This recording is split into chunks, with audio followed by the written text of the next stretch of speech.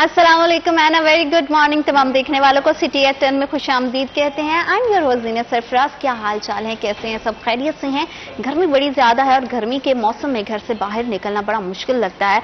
और सुबह सुबह जब आप निकलते हो और ठंडे ठंडे कमरों से जब सब स्पेशली निकल के आते हो तो ज्यादा मुश्किल हो जाता है। मैं हर रोज कोशिश करती हूँ कि लास्ट तक जो है वो अपना रूम में रहूं और फिर उसके बाद निकलूं, लेकिन जब आप बाहर आते हो तो आपको एहसास होता है कि कितनी ज्यादा गर्मी है। तो कोशिश क्या करें, गर्मी के मौसम में दूसरों का भी ख्याल रखें, अपना भी ख्याल रखें। एक्स्ट्रा पानी की बोतल जरूर रखा करें ताकि आप रास्ते में किसी को मदद की जरूरत है, किसी भी तरह की अगर किसी को कोई प्रॉब्लम है तो आप एटलीस्ट उसकी हेल्प कर सकें।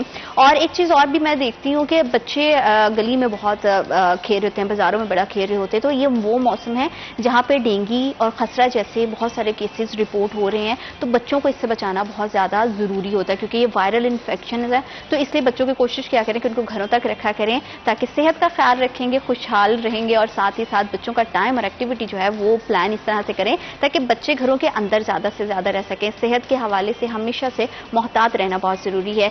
इसी अच्छे पॉइंट के साथ आगे बढ़ेंगे और जानेंगे कि शहर फैसलाबाद का मौसम कैसा है। आज की वेदर अपडेट के लिए चलना पड़ेगा हमें हमारे सेगमेंट टुडेज वेदर की जानिब।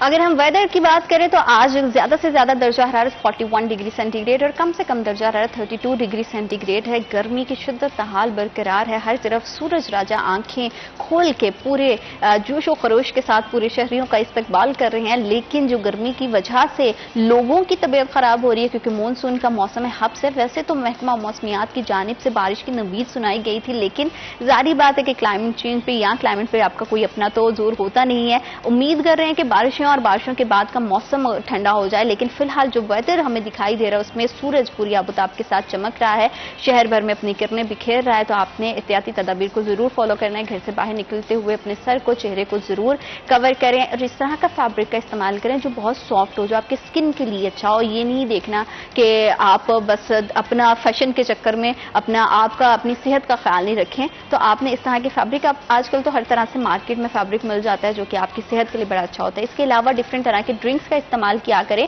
क्योंकि ड्रिंक्स एक तो आपको बड़ा एकदम से राहत का एहसास देती हैं, आपकी गर्मी की उससे शिद्दत कम होती है और साथ ही साथ मजेदार से ड्रिंक्स जो हैं वो आजकल हमें सोशल मीडिया का बड़ा फायदा हो गया। यूट्यूब पे हमें बड़े डिफरेंट तरह के जो ड्रिंक्स हैं वो मिल जाती हैं, उसकी रेसिपीज मिल जाती हैं। तो उससे कुछ नया चीज ट्राई करने का भी मौका मिलता है, नए नए टेस्ट आप करते हो चीजें, तो आपको ये भी पता चलता है कि अच्छा कौन सी चीज आपको अच्छी लग रही है, कौन सी बुरी। तो सॉफ्ट ड्रिंक से थोड़ा सा एहतियात किया करें, परहेज किया करें और इस तरह की नेचुरल ड्रिंक्स की तरफ आएं जिससे गर्मी का एहसास भी कम हो और साथ आपकी सेहत भी बरकरार रह सके।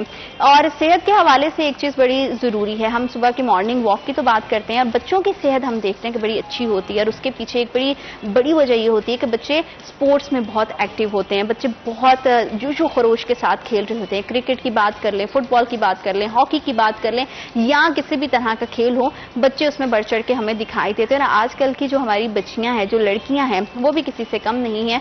पूरे पाकिस्तान का किसी भी शहर से देखें तो टैलेंट भरा हुआ है। स्पेशली अगर पंजाब में फैसलाबाद की बात करें तो वो कहते हैं ना कि ईंट उठाओ तो टैलेंट निकल आता है। तो वैसे वाला हिसाब है कि खेलों के मैदान में हमारे जो प्लेयर्स हैं वो बहुत ही दिलचस्पी ले रही हैं। खवातीन के लिए बहुत सारे स्कोप है और आज का जो खेल है, आज का जो मौजू है वो बड़ा दिलचस्प है। वो वुमेन डिफेंड भी कर सकती हैं खुद को और मुझे लगता है लड़कियों को ऐसी स्किल्स आनी चाहिए। मैं बात कर रही हूँ मार्शल आर्ट यानी कराटे की। कराटे बड़ा फेमस होता चला जा रहा है। वैसे तो इसका इब्तिदा जो है वो जापान से हुआ था और उसके बाद अब पाकिस्तान में इसका ट्रेंड बहुत ज्यादा बढ़ रहा है, फैसलाबाद में इसका ट्रेंड बहुत बढ़ रहा है, इसके बड़े इवेंट्स करवाए जा रहे हैं। और इस हवाले से मुझे वैसे भी लगता है कि प्लेयर्स के अलावा भी हर बच्ची को अपने सेल्फ डिफेंस के लिए कराटे और इस तरह की कुछ मूव्स आनी चाहिए ताकि वो अपनी पर्सनल लाइफ और प्रोफेशनल लाइफ में अगर किसी भी तरह की कोई सिचुएशन होती है तो एटलीस्ट खुद का दिफा कर सकें। इसके अलावा कराटे की क्या अहमियत है, कितना ज्यादा इसका स्कोप है, किस तरह के हमारे कराटे जो प्लेयर्स हैं उसको किस तरह के चैलेंजेस का सामना है, इस पर हम बात करेंगे। इस पर बात करने के लिए हमारे साथ दो बड़ी ही जबरदस्ती पर्सनालिटीज मौजूद हैं। हमारे साथ दो प्लेयर्स मौजूद हैं, खवातीन है और खवातीन जब भी मेरे पास आती हैं तो मेरी दिलचस्पी और भी बढ़ जाती है। हमारे साथ कराटे चैंपियन और गोल्ड मेडलिस्ट तस्मिया मौजूद है और उन्हीं के साथ हमारे साथ कराटे चैंपियन हाजरा उस्मान भी मौजूद हैं। अस्सलाम वालेकुम। वालेकुम। कैसी हैं आप दोनों? खैरियत से हैं? आप कैसी हैं तस्मिया? जी ठीक। इतने सारे मेडल मैं सामने देख रही हूँ। तस्मिया, पहले तो आपसे बात का आगाज करूंगी क्योंकि छोटे से बच्चे जब आते हैं ना तो मुझे बड़ा अच्छा लगता है उनसे बात करते हुए। इतनी कम उम्र में इतने मेडल्स लेना और गोल्ड मेडलिस्ट बन जाना कैसा लगता है? बहुत अच्छा लगता है ये कि मेरा कॉन्फिडेंस इससे इंक्रीज हुआ है काफ़ी ज़्यादा, कि मैं इतना कर सकती हूँ। स्टडी में भी इसी तरह मैं जैसे जैसे मार्शल आर्ट स्टार्ट की, इनके मेडल्स भी ऐसे ही लगा के मैं कर सकती हूँ। पहले था कि नहीं, स्टडी में भी मैं काफ़ी लो थी, लेकिन अब जैसे जैसे कॉन्फिडेंस बढ़ा वैसे मेरी पूरी लाइफ चेंज हो गई, मैं कॉन्फिडेंस आया। तो किसको देख के शौक आया कि मैंने कराटे करना है? क्योंकि कराटे के लिए मूव सीखना, इसमें ये भी होता है कि इंजरी ना हो जाए जब आप सीख रहे होते हो, तो किसने इंस्पायर किया था? एक्चुअली कराटे तो नहीं, लेकिन मेरे पापा स्पोर्ट्स में थे, तो उस वजह से उनको देख के थोड़ा मोटिवेशन मिली पापा से, तो इस वजह से मैंने कराटे स्टार्ट कर लिया। और उसके बाद पापा से ही सीखा या कोई और ट्रेनर रखे? और ट्रेनर थे। और ट्रेनर रखे, क्योंकि पापा थोड़ा सा स्ट्रिक्ट भी कभी कभी हो जाते हैं ना बीच में। बिल्कुल ठीक है। आप कैसे हैं हाजरा, खैरियत से हैं? जी अल्हम्दुलिल्लाह। अच्छा, ये बताइएगा कि कराटे देखने वालों को लगता है कि मतलब चंद मूव्स कुछ हम उससे फेमिलियर हैं, तो कराटे क्या चीज़ है, किस तरह की आर्ट है, इसकी कितनी इंपॉर्टेंस है? ये अगर देखा जाए तो हमारी डेली रूटीन में भी ये काफ़ी ज़्यादा बेनिफिशियल है। ये हमारे लिए हमें सेल्फ डिफेंस सिखाता है, ये इससे हमारे कॉन्फिडेंस बहुत ज़्यादा रेज होते हैं। और तीसरी बात ये है कि इससे मैं कहती हूँ कि इंसान में एक अलग एक पर्सनैलिटी होती है, जो हम मार्शल आर्ट से कॉन्फिडेंस भी आ जाता है ना? हाँ, कॉन्फिडेंस मैंने वही आपको बताया कि कॉन्फिडेंस काफ़ी रेज होता है। हाँ। और एक सेल्फ डिफेंस का जो होता है ना, इसमें हम लोग खुद को बहुत सेफ फील करते हैं। हाँ, ये क्योंकि हमारे यहाँ जब भी हम बाहर निकलते तो खवातीन को ये होता है अकेले कैसे निकलेंगे, कहीं कोई प्रॉब्लम फेस ना करना पड़ जाए। तो इस तरह की अगर आपको डिफेंडिंग मूव्स आती हैं तो उससे आपके लिए बड़ी हेल्प हो जाती है, आप बड़ा कॉन्फिडेंटली बाहर निकल सकते हो। और इसके अलावा ये फिजिकली फिटनेस के लिए कितनी इंपॉर्टेंट है, क्योंकि हमारे यहाँ पार्क्स की तो हमें सूरत हाल का पता है, वॉक होती नहीं है सुबह तक, सब लोगों को लेट तक सोने की आदत है। तो इसमें फिजिकल फिटनेस कितनी मेंटेन रहती है? इसमें हम लोग फिजिकली बहुत ज़्यादा फिट रहते हैं। इसकी एक्सरसाइजेज होती हैं जो हम लोग प्रॉपर अगर करें तो हम लोग बॉडी जो है हमारी मेंटेन रहती है। और इसके अलावा वैसे भी हम लोग जो है ना माशाल्लाह फिट रहते हैं। एक मार्शल आर्ट और एक नॉर्मल पर्सन जो है उनमें काफ़ी ज़्यादा फर्क है। बिल्कुल ठीक। अच्छा, तो इसमें आपने किस एज से स्टार्ट किया था, कितना टाइम हो गया आपको कराटे करते हुए? एक्चुअली मुझे 7 इयर्स हो गए। 7 इयर्स हो गए, मतलब बहुत कम एज में शुरू कर दिया था। तो उस टाइम पे तो बड़ा डिफिकल्ट रहा होगा सीखना, या मतलब आप क्या सजेस्ट करती हो देखने वालों को, उसको कम उम्र में ही स्टार्ट कर देना चाहिए? इजी स्टार्ट कर देना चाहिए, क्योंकि फ्लेक्सिबिलिटी उस टाइम हमें ज्यादा करना ज्यादा इजी होगा अभी की निस्बत। अभी हमारी बॉडी क्योंकि यूज टू हो चुकी है नॉर्मल चीजों से, लेकिन अगर हम लोग बचपन का थोड़ा देखें तो बच्चों की फ्लेक्सिबिलिटी जल्दी बढ़ जाती है। हाँ। और कितना टाइम लगा था सीखने में? सीखने में अगर नॉर्मल सही से मैं फाइटर बनी तो 3 इयर्स के अंदर। 3 इयर्स के? और 3 इयर्स कंटिन्यूअसली स्कूल के साथ इसको आप करती रही, तो फिर मुश्किल नहीं हो जाता था कि घर भी स्कूल भी मैनेज करना? हाँ, स्टडी के अंदर, लेकिन ये होता था कि उतना ही मेरा माइंड ज्यादा वर्क करता है जितना मैं वर्कआउट करती थी, नींद पूरी होती थी। ऐसे तो क्योंकि हम लोग जब तक थकते नहीं है तब तक हम लोग सोते ही नहीं, मोबाइल पकड़ के बैठे रहते हैं। तो इसी हाँ, ये भी इसका बड़ा अच्छा फायदा है कि आप गैजेट से बड़ा दूर रहते हो। तो आपको क्या लगता है कि जितना आपका एक्सपीरियंस है ये मेंटल हेल्थ के लिए कितना ज्यादा कितना बेनिफिशियल रहता है, कितना फायदा देता है? यही ना, हमारे में कॉन्फिडेंस आता है, साथ हम लोग इस तरह के हम लोग इन चीजों से दूर रहते हैं, नेगेटिविटी से, लाइक ड्रग्स वगैरह, इन चीजों से हमारा बिल्कुल माइंड ना दूर रहता है। हमारा फोकस होता है ट्रेनिंग पे होता है, अगर टूर्नामेंट्स आ रहे हैं उन पे हमारा फोकस रहता है। तो इवेंट्स वगैरह हाजरा जो होते हैं, क्योंकि हम बाकी गेम्स को देखते हैं, हमारे यहाँ इवेंट्स को लेकर सबसे ज्यादा शिकायत की जाती है कि इवेंट्स और जितने भी कॉम्पिटिशन्स है वो बड़े अरसे के बाद ऑर्गेनाइज करवाए जाते हैं, जिसकी वजह से प्लेयर्स को बड़ी प्रॉब्लम फेस करना पड़ती है। तो क्या कराटे में भी सेम सूरत हाल है, या यहाँ टाइम टू टाइम इवेंट्स होते रहते हैं? नहीं, टाइम टू टाइम इवेंट्स होते रहते हैं। हम लोग इंटर कॉलेजेट होता है, इंटर स्कूल्स होता है, उनमें हम लोग कोचिंग करते हैं। उसके अलावा हमारी अपनी ट्रेनिंग होती है। इसके अलावा हमारे ये डिवीजन की सतह पे भी होते हैं। हम लोग फिर नेशनल्स भी खेलते हैं, ओलंपिक्स आती हैं। हाँ। हम लोगों के जो है ना टूर्नामेंट्स होते रहते हैं। ये है कि ट्रेनिंग भी साथ साथ चलती रहती है और हमारे टूर्नामेंट्स भी होते रहते हैं। बिल्कुल ठीक है। तो आप, जारी बात है कि अब आपको तो माशाल्लाह कराटे करते हुए काफी अरसा हो गया है, तो इस सारे टाइम में आपको कभी फील ही नहीं हुआ है कि मतलब कि ऐसा कभी लगा तो नहीं कि फैमिली की तरफ से सपोर्ट नहीं है, मुझे डिफिकल्टीज फेस करना पड़ी है, या अभी आपको लगता है कि जब आपने स्टार्ट किया था उस टाइम और अभी के टाइम में जो है वो काफी बेहतरी आ गई है? जी हाँ, ये है। जब मैंने स्टार्ट किया था उस वक्त थोड़ा ये डिफिकल्टीज आई थी। शुरुआत में मुझे स्पोर्ट जो थी सिर्फ और सिर्फ मेरे अब्बू ने किया था मुझे स्पोर्ट। अच्छा। और फिर उसके बाद थोड़ा सा गैप आया था, गालबन कोई 6 माह का, और मैंने गेम बिल्कुल छोड़ दी थी। फिर दोबारा से गेम में आई हूँ। मेरे अब्बू ने सपोर्ट किया था और उस वक्त हमारी फैमिली में और किसी ने नहीं था, सिर्फ अब्बू की सपोर्ट थी। मगर मतलब उसके आप बाद फैमिली में पहली थी जिन्होंने जी हाँ, ये मैं स्टेप पहली लिया था? जी हाँ, मैं पहली ही थी। Okay okay. और उसके बाद जब मैंने बाकायदा गेम स्टार्ट की है, खेलना शुरू किया है और मेडल्स लेके आई हूँ, ट्रॉफीज लेके आई हूँ, उसके बाद अल्लाह का शुक्र है कि मेरी फैमिली ने भी मुझे सपोर्ट करना शुरू कर दिया। शादी हुई है, उसके बाद मेरे हस्बैंड ने भी बहुत ज्यादा सपोर्ट किया है। रियली ग्रेट, माशाल्लाह। और ये सबसे बड़ी सपोर्ट होती है। अगर आपको हस्बैंड की सपोर्ट मिले तो फिर बाकी सबको, किसी को भी एतराज नहीं होता। आपके खुद के पेरेंट्स को भी अक्सर जिन बातों पे ऑब्जेक्शन हो रही होती है वो भी नहीं कर पाते हैं। तो इसमें किस तरह की, जब आप कराटे के लिए प्रैक्टिस करते हो तो कैसा पूरा दिन का क्या शेड्यूल रहता है, किस तरह से चीजें तरतीब देती हैं, वो मुझे थोड़ा सा बताइएगा कि रोजमर्रा की डेली रूटीन क्या होती है? जी हाँ, सुबह हम लोग, अभी तो मतलब मेरी स्टडीज जो हैं रुक गई हैं, लेकिन जब मैं स्टडी करती थी प्रॉपर, हम लोग कॉलेज में जाते थे। सुबह के टाइम पे हमारी क्लासेस होती, जैसे डेली रूटीन की सुबह नमाज है, उसके बाद नाश्ता और उसके बाद स्कूल या कॉलेज जो भी तो है। नाश्ता वाश्ता वही रूटीन का चलता है या इसमें डाइट कॉन्शियस रहना नहीं, पड़ता है? इसमें डाइट हमारी अच्छी होनी चाहिए। इसके लिए हमारी डाइट जितनी अच्छी होगी उतना ही हम लोग बेहतर परफॉर्म कर सकेंगे। सारी परफॉर्मेंस हमारी बेस जो है वो हमारे नाश्ते, बेसिकली जो है हम लोग नॉर्मल रूटीन में भी देखा जाए, नाश्ता जो है ये हमारे पूरे दिन की एनर्जी है। जी हाँ, ये एक एनर्जी टॉनिक है। तो बाकी का फिर कितने घंटे के लिए प्रैक्टिस करती थी? स्टार्टिंग में कितने घंटे के लिए करनी पड़ती है और अभी के लिए कितना टाइम देती हैं कराटे को? जब हम लोग स्टार्ट करते हैं तब हम लोग बिल्कुल स्टार्ट में हम लोग टाइम थोड़ा रखते हैं, फिर आहिस्ता आहिस्ता हम लोग अपना टाइम रेस करते हैं। लेकिन जब हम लोग पूरी तरह से ग्रूम कर जाते हैं फिर हमारी जो है नॉर्मल हम लोग घंटा 2 घंटा जो है हम लोग प्रैक्टिस करते हैं। मैक्सिमम जो है हम लोग 2 घंटा तो लाजमी है ना, मतलब कि डेली के 2 घंटे प्रैक्टिस की जाती है। और कराटे के हवाले से मजीद बहुत सारे क्वेश्चन है जो मेरे माइंड में मैं करना चाहूंगी, और मैं इस चीज की बहुत मतलब मैं तो इस चीज पे एग्री करती हूँ कि खवातीन को ये मूव जरूर सीखनी चाहिए। और अगर हमें बीच में टाइम मिला तो 1-2 मूव्स भी देखेंगे कि किस तरह की हो सकती हैं जो कि बच्चियों के लिए बड़ी कारआमद हो सकती हैं। गुफ्तगू के सिलसिले को आगे बढ़ाएंगे, वक्त एक छोटी सी ब्रेक का। Will be right back after a short break.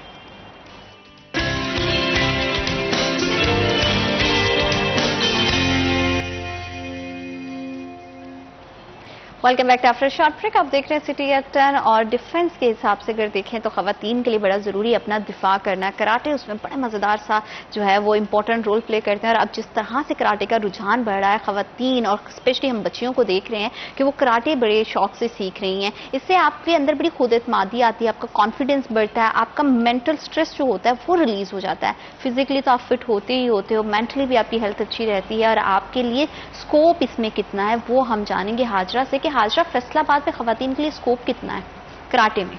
जी हाँ, फैसलाबाद में बहुत सारे हमारे पास हैं, कई डिफरेंट मार्शल आर्ट अकेडमीज हैं, हमारे इंस्टीट्यूट हैं जहाँ पे हम लोग सिखा रहे हैं, स्कूल्स में जाते हैं, कॉलेजेस में जाते हैं। बहुत सारे इवेंट्स हम लोग ऑर्गेनाइज करते हैं जिसकी बेसिस पे गर्ल्स जो हैं, गर्ल्स और बॉयज़ दोनों के लिए हैं। बहुत सारी अपॉर्चुनिटीज़ हम लोग प्रोवाइड करते हैं। ये अच्छा खासा स्कोप है कराटे का। और तस्मिया, आप क्या समझती हैं कि खवातीन किस एज से, क्या हर एज ग्रुप की खातून जो है या बच्ची कराटे सीख सकती है या इसके लिए एज लिमिट है? नहीं, इसमें कोई एज लिमिट नहीं है। खुद ही इंसान में कॉन्फिडेंस होना चाहिए किसी भी एज में, छोटे से लेकर बड़े तक। मतलब अगर हम लोगों ने स्टार्ट लेना 25 ईयर्स की एज में तो हम कर सकते हैं किसी भी एज में। और किसी भी एज में कर सकते हैं और उतना ही आपके लिए इक्वली जो है वो स्कोप मौजूद होता है।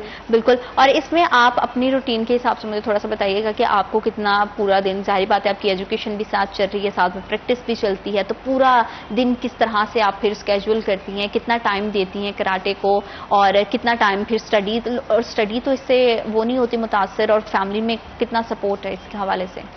देखिए, स्टडी से बिल्कुल भी इफेक्टिव नहीं होती, क्योंकि मॉर्निंग में उठ के सबसे पहले तो यूनिवर्सिटी से पहले जिस टाइम हम लोग नमाज के टाइम उठते हैं उस टाइम हमारे पास टाइम होता है हम लोग ट्रेनिंग करें। उस टाइम बहुत इंपॉर्टेंट होता है कि हम लोग नाश्ते से पहले थोड़ी सी ट्रेनिंग किया अगर, जैसे लोग वॉक करते हैं तो मैं मार्शल आर्ट की ट्रेनिंग कर लेती हूँ।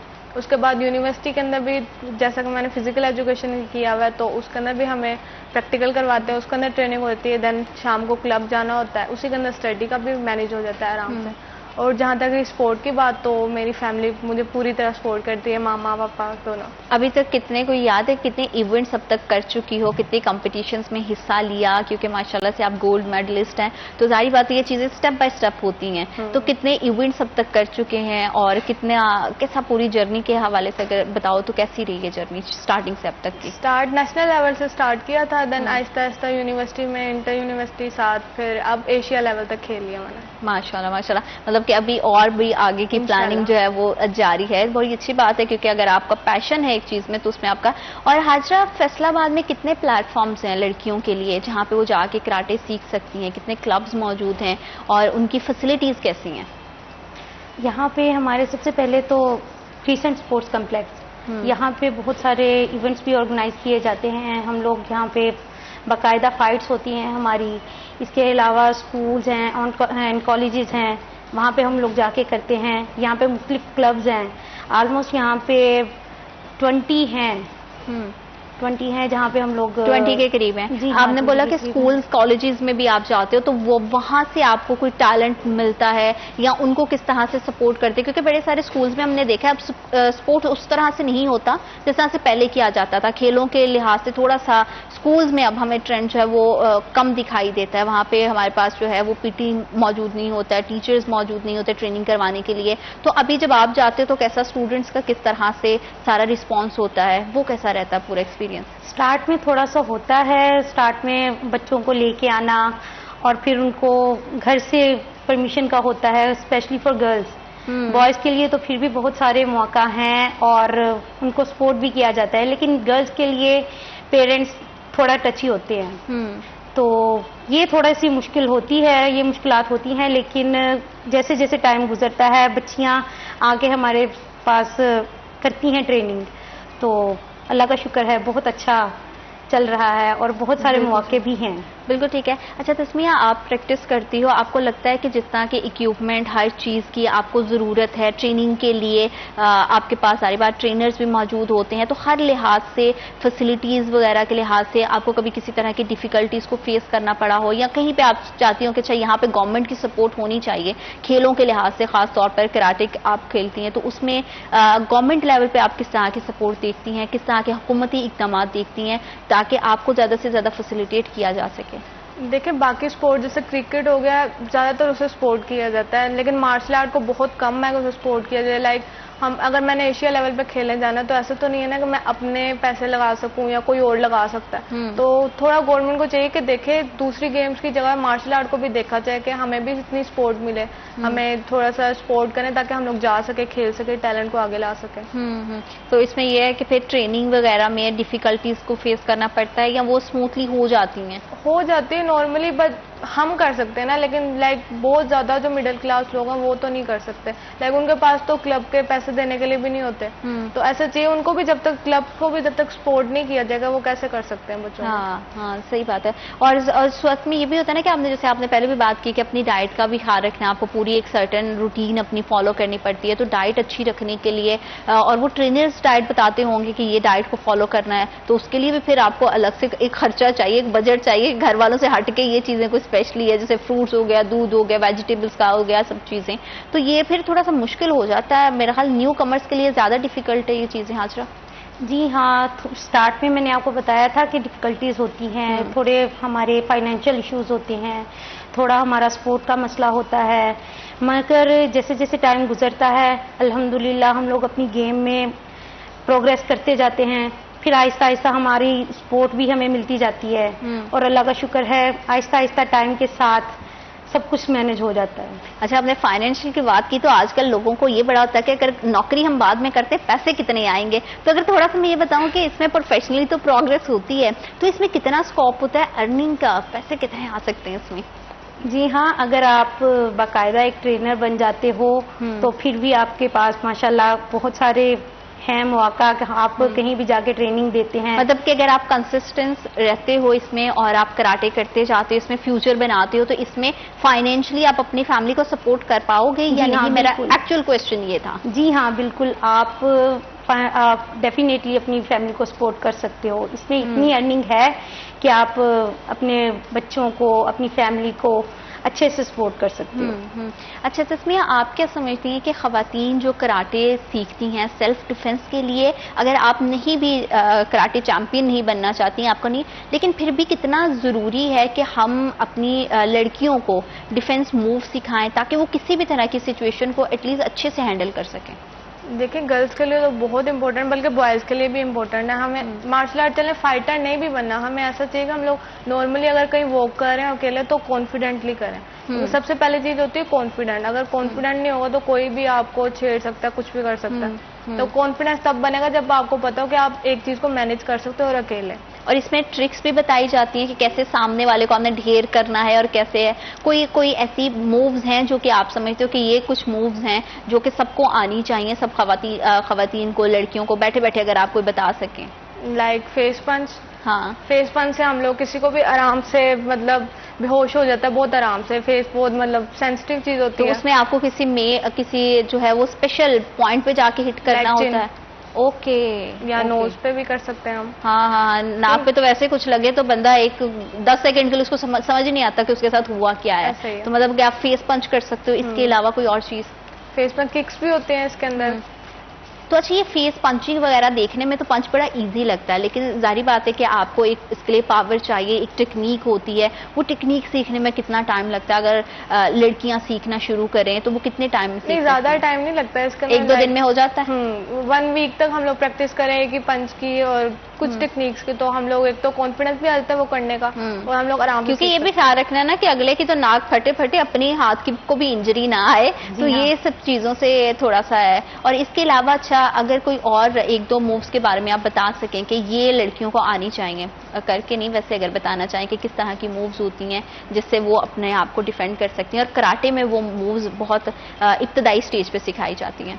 सबसे पहले तो गर्ल्स को चाहिए अपनी बॉडी को थोड़ा सा करें, लाइक थोड़े बहुत घर में अगर गर्ल्स के हैं वो पुशअप्स किया करें ताकि उनको शोल्डर्स वगैरह मजबूत हो। नॉर्मल है वो, तो किसी को सिखाने की जरूरत नहीं पड़ती। पुशअप आपने बहुत वो कर दिए जो लोगों को बड़े मुश्किल लगते हैं, उसमें एक बॉडी पोस्चर को सीधा रखना, उससे पहले आपकी बॉडी में इतनी फ्लेक्सिबिलिटी भी होनी चाहिए। तो स्ट्रेचिंग से मेरा ख्याल खवातीन अगर स्टार्ट करें तो वो भी उनके लिए बड़ा ईजी है कि पहले आप पूरी बॉडी को स्ट्रेच करो। स्ट्रेचिंग भी कर सकते हैं, लाइक योगा के अंदर स्ट्रेचिंग आती हैं, वो तो गर्ल्स आराम से कर लेती हैं, उनसे भी हम लोग स्टार्ट ले सकते हैं, जिनसे हमारी फ्लेक्सिबिलिटी ज्यादा होगी, हमारे मूव्स जो होंगे वो फास्ट होंगे। हाँ। तो नॉर्मली जैसे हमें कोई कर रहा हो तो हम लोग उसी टाइम अफेक्ट कर सके ना, उसी टाइम पंच कर सके, कुछ भी कर सके, हमारा माइंड स्ट्रॉन्ग। तो जैसे माशाल्लाह आप यूनिवर्सिटी भी जाते हो, जारी बात है कि अकेले आना जाना, क्योंकि आजकल बच्चियां खुद ही यूनिवर्सिटी में आ जाती हैं, तो कभी इन मूव्स का अपने आप को इवेंट के बाहर इस्तेमाल करने का मौका मिला है? कभी कोई ऐसा इंसिडेंट हुआ है या सब डरते हैं कि नहीं भाई ये तो कराटे चैंपियन है तो जरा साइड पे ही रहो?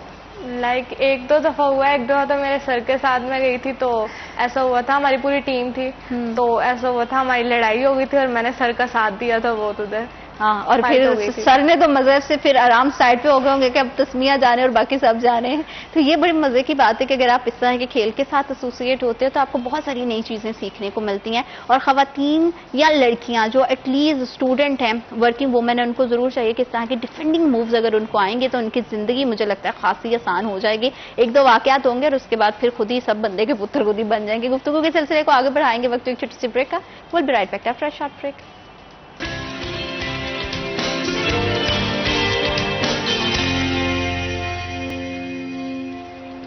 Welcome back after short break. आप देख रहे हैं सिटी एट 10 और बड़ी सी मजेदार सी खेल कराटे के बारे में हम बात कर रहे हैं। मुझे पर्सनली बड़ा अच्छा लग रहा है। 1-2 मूव्स भी हमें तस्मिया ने बताई है कि किस तरह से आप पंच अगर सीख लेते हो, थोड़ी सी आपकी बॉडी में फ्लेक्सिबिलिटी आती है तो लड़कियां बड़े अच्छे से अपने आप को डिफेंड कर सकती हैं और सामने वाले का नाक मुंह जो है वो थोड़ा सा डिजाइन उसका बदल सकती हैं। लेकिन ये खेल सुनने में जितना ज्यादा ईजी लगता है, मजेदार सी गुफ्तगू लगती है, लेकिन हर तरह के खेल को टाइम भी चाहिए होता है, फैसिलिटीज भी चाहिए होती हैं, हुकूमत की, गवर्नमेंट की, मैनेजमेंट की कितनी इसमें सारी सपोर्ट रहती है, फैसलाबाद में कितने तरबियती मराकज मौजूद हैं, इस पर भी हम बात करेंगे। इस पर बात करने के लिए हमारे साथ हमें ज्वाइन किया हमारे स्पोर्ट रिपोर्टर अली रजा ने। अस्सलाम वालेकुम अली, कैसे हैं आप?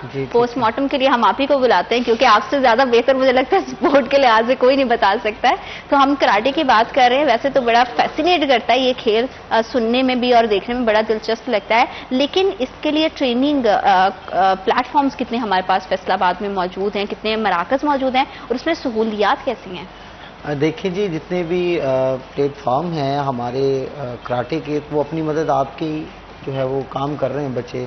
जिस तरीके से ये जुल्फ़िकार साहब की जो बच्चियाँ हैं जो कराटे खेल रही हैं, जैसे तस्मिया बड़ी अच्छी गोल्ड मेडलिस्ट और बड़ा अच्छा खेलती भी हैं। और कल जब मैं इनसे मुलाकात हुई तो इनके जो कोच थे इनके पेट में पंच मार रहे थे जोर जोर से। Oh my God. और ये बता रहे थे कि हमारी जो बच्चियां हैं वो सेल्फ डिफेंस के हवाले से कितनी तैयार हैं, किसी की हिम्मत नहीं है कोई इनको तंग कर सके या कोई बात कर सके।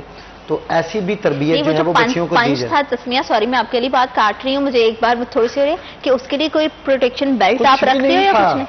कुछ अभी भी कर सकते हैं। लड़की की सेहत देखे, आप लड़की की सेहत देखे और उसमें पंच पर अभी भी डेमो कर सकते हैं कि अगर आप यहाँ पे ये तस्मिया आ जाएगी और आप पंच मार सकते हैं जोर से पेट नहीं, मुझे सुन के कुछ हो रहा है, मेरे में हिम्मत नहीं हो गया, अरे इस तरह के खौफनाक काम नहीं मैं कर सकती। लेकिन ये वाकई मुझे पता है कि वो काफी स्ट्रॉन्ग प्लेयर है और जितने सब्र शुक्र से उन्होंने कहा है ना कि फैसिलिटीज बहुत अच्छा है, बहुत अच्छा है। मुझे पता है कि कहीं ना कहीं बहुत सारी कुछ भी नहीं है। मैं तो पहले भी बात कर चुका हूँ कि मार्शल आर्ट्स का कोई हिस्ट्री से कल निकालने के स्पोर्ट्स डिपार्टमेंट ने डिविजनल ऑफिसर्स या डिस्ट्रिक्ट के जो हमारे नुमाइंदगान हैं उनकी तरफ से तकरीबन पिछले 4 से 6 माह तक अभी तक मार्शल आर्ट्स का या कराटे का कोई बड़ा इवेंट नहीं करवाया गया जिसमें बच्चे जो है वो अपनी सलाहियत दिखा सकें। हाँ, पंजाब रीजन्स के मुकाबले करवाए गए, पंजाब गेम जिसमें कहा जाता है, उसमें भी फिर इन्हीं कोचेस की मदद ली जाती है। हमारे डिपार्टमेंट के लोग कहना शुरू कर देते हैं, पूरा साल नहीं पूछते बच्चों को। जब पंजाब गेम्स आती हैं, वज़ीर आला पंजाब या फिर जो वज़ीर हैं हमारे स्पोर्ट्स के, जब वो ऑर्डर देते हैं कि हमने पंजाब गेम करवानी है, उसके लिए बच्चे चाहिए, फिर ये देखते हैं कि कौन सा बच्चा किसके पास कौन सा बच्चा है और कितना अच्छा प्लेयर है, फिर उसकी मिन्नतें करते हैं और ना पूरे साल उसको कुछ नहीं देते, ना तो फिर गेम करने के लिए कुछ देते, बल्कि आप किसी भी कम्प्लेक्स में चले जाएं, वहाँ पे जो बच्चे वहाँ पे प्रैक्टिस करें, खासकर बच्चियाँ, उनसे पैसे लिए जाते हैं मंथली के, वो पैसे देती हैं वहाँ पे गेम करने के लिए और वहाँ पे कुछ है भी नहीं है। अच्छा, गुज़िश्ता दिनों पहले हमने मैं आपके बात को आगे लेके जा रहा हूँ, कुछ दिन पहले हमने एक बात डिस्कस की थी यहाँ पे बैठ के कि बच्चियों के लिए जो है वो क्रिश्चियन कम्प्लेक्स में कोई पानी के लिए चीज़ नहीं है, कुछ ऐसी चीज़ें नहीं है। खुदारा कुछ उनको शायद उन तक आवाज़ पहुंची और आवाज़ गूंजी, तो वहाँ पे पानी का भी अरेंज कर दिया उन्होंने और वहाँ पे कुछ चीज़ें करने की कोशिश कर रहे हैं मजीद। आइंदा कुछ 15 दिन में वो कह रहे हैं कि हम वो मुकम्मल कर लेंगे। तो ये चीज़ हो रही है, लेकिन हाईलाइट करने के बाद आपको खुद ख्याल चाहिए कि बच्चियों को हम वो चीज़ें नहीं दे रहे जो चीज़ें उनको चाहिए। हमारी अब गोल्ड मेडल है, आप हिस्ट्री आप निकाल के देख लें, पाकिस्तान में सबसे तेज भागने वाली एथलीट्स हैं वो फैसलाबाद से हैं। जी बिल्कुल। हमारे कबड्डी के प्लेयर टॉप फैसलाबाद के हैं। हमने अगर क्रिकेट में नाम कमाया तो क्रिकेट में हमारी वुमेन्स और मेंस में क्रिकेट में बड़ा नाम है। किसी भी हॉकी में ले लें, कोई भी गेम आप उसको उठाएंगे, सबसे पहले मैंने स्टार्टिंग में बात की थी कि फैसलाबाद में तो ऐसे कि ईंट उठाओ तो नीचे से टैलेंट निकल आता है। माशाल्लाह से इतने टैलेंटेड बच्चे यहाँ पे मौजूद हैं हर खेल को लेकर, तो ये बड़ी अच्छी बात है। और तस्मिया, ये वाकई पंचेज वाली बात सुन के तो मैं हैरान रह गई हूँ कि ये इसमें इतना स्टैमिना मेंटेन करने के लिए, अपनी केयर करने के लिए, अपने खाने पीने का हर चीज़ का ख्याल रखने के लिए, फिर प्लेयर को सारी चीज़ें अगर फाइनेंशियली वो हर चीज़ खुद ही बेयर कर रहा है, तो इसमें तो फिर मैनेजमेंट की कहाँ स्टैंड कर रही है? ट्रेनर्स कितना इस सब में जो है वो आपको सपोर्ट करते हैं? ट्रेनर्स बहुत सपोर्ट करते हैं। लाइक मेरा कोच तो मुझे मतलब फाइनेंशियली भी थोड़ा कुछ सपोर्ट, डाइट के लिहाज से भी कुछ सपोर्ट करते थे। खुद डाइट ला कर देना, जब एशिया का टूर्नामेंट था तो मेरे सर खुद करते थे हमारा, जो मतलब नहीं भी कर सकते थे तो खुद करते थे, हमारी हेल्प पूछते भी थे कि अगर किसी चीज़ की जरूरत है तो बताएं। लेकिन बड़े साबर बच्चे हर बात पे कहते हैं नहीं बहुत अच्छा है, बहुत अच्छा है, सब इस तरह से। अब देखिए आप एशियन लेवल पे खेल रहे हो, आपने नेशनल अगर किया है, फिर इंटरनेशनल भी हर किसी का ख्वाब होता है, तो अली इस तरह से आप स्टेप बाय स्टेप कामयाबी की तरफ तो जा रहे होते हो, लेकिन खुद की जेब से आप कितना करोगे? आपको मैं ये बताता चलूँ कि इंटरनेशनल बच्चों ने खेलना है और इंटरनेशनल बच्चों को ये जरूर बताया जाता है कि बच्चे तेरा नाम आ गया, आपने इंटरनेशनल मैच इवेंट जो है वो आपने खेलना है। हाँ। उस बच्चे ने टिकट भी लेना, उस बच्चे ने वहाँ पे जहाँ पे रहना है, उस चीज़ की जो होटल है, जो खाना है, वहाँ पे रहना है, ट्रैवलिंग करनी है, वो सारे बच्चे ने अपनी जेब से करनी है। और आप वैसे अगर आप देखें महंगाई के दौर में बच्चों के लिए बड़ा मुश्किल हो गया गेम करना। तो फिर स्पोर्ट डिपार्टमेंट क्या करता है? वो बजट जो है वो ना तो यहाँ पे फैसिलिटीज की सूरत में दिखाई देता है, वो एक चीज बहुत अच्छे से करता है, वो फोटो सेशन बहुत अच्छा करता है। हाँ। उनको पता होता है कि मेरा प्राइवेट ये इवेंट हो रहा है, वहाँ पे वो सिर्फ जगह देने के लिए उन्होंने, फॉर एग्जाम्पल मैंने इवेंट करवाना है प्राइवेट और उन्होंने कहना कि कम्प्लेक्स मुझे चाहिए, प्लीज मैं इधर इवेंट करवाना चाहता हूँ। सिर्फ वो कम्प्लेक्स देने में अपना लगा लेते हैं कि जी ज़ेरे एहतमाम स्पोर्ट्स डिपार्टमेंट, तो वो उसका फोटो सेशन हो जाता है, वो उनका 1 महीने का सेटअप एडजस्ट हो जाता है, वो सारा मामला चलने शुरू हो जाते हैं। लेकिन जो बच्चों को देना चाहिए वो आप नहीं देते। आप यकीन करें, वो आप उनको कहें कि हमें कोई स्पॉन्सर दें, वो कहते हैं स्पॉन्सर ढूंढे, हमारे पास कुछ नहीं है, हमारे पास बजट ही नहीं है। मतलब अच्छा, स्पॉन्सर्स भी प्लेयर खुद ढूंढे?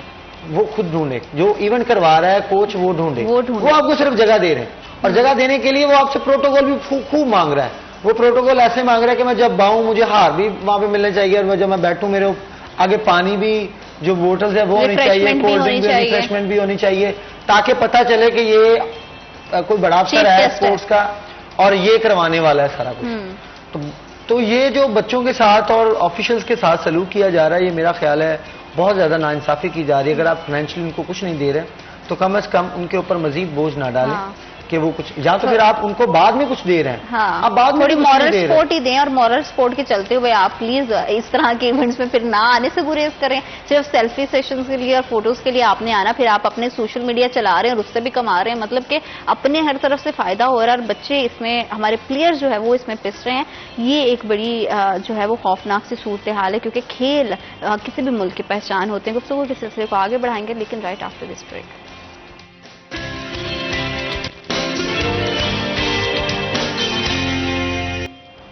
Welcome back after short break. आप देख रहे हैं सिटी एट 10 और कराटे के हवाले से हमारे पास बड़ी जबरदस्त टैलेंट मौजूद है।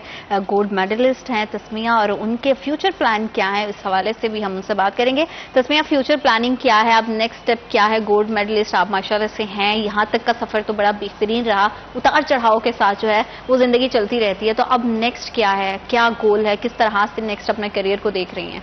नेक्स्ट इंशाल्लाह, एक तो मैंने वर्ल्ड चैंपियनशिप खेली है और इंशाल्लाह पाकिस्तान के लिए गोल्ड मेडल लाना, गोल्ड मेडल लेकर आना, ठीक है। और इसके अलावा मैंने अपना क्लब ओपन करना है ताकि मैं बाकी सबको भी सिखा सकूं। माशाल्लाह, ये तो बड़ी अच्छी बात है। बहुत सारी ऐसी बच्चियां जिनको एक बड़े ही ऑथेंटिक प्लेटफॉर्म की जरूरत है, वो मिल सकेगा। तो मतलब उनके ट्रेनिंग वगैरह करने के लिए भी आपको लगता है कि अगर अभी भी आपके पास कोई स्टूडेंट्स आ जाए तो आप उनको करवा सकती हैं? जी जी बिल्कुल, मैं ट्रेनिंग करवाती भी हूँ अभी। अच्छा, अभी भी करवा रही हैं?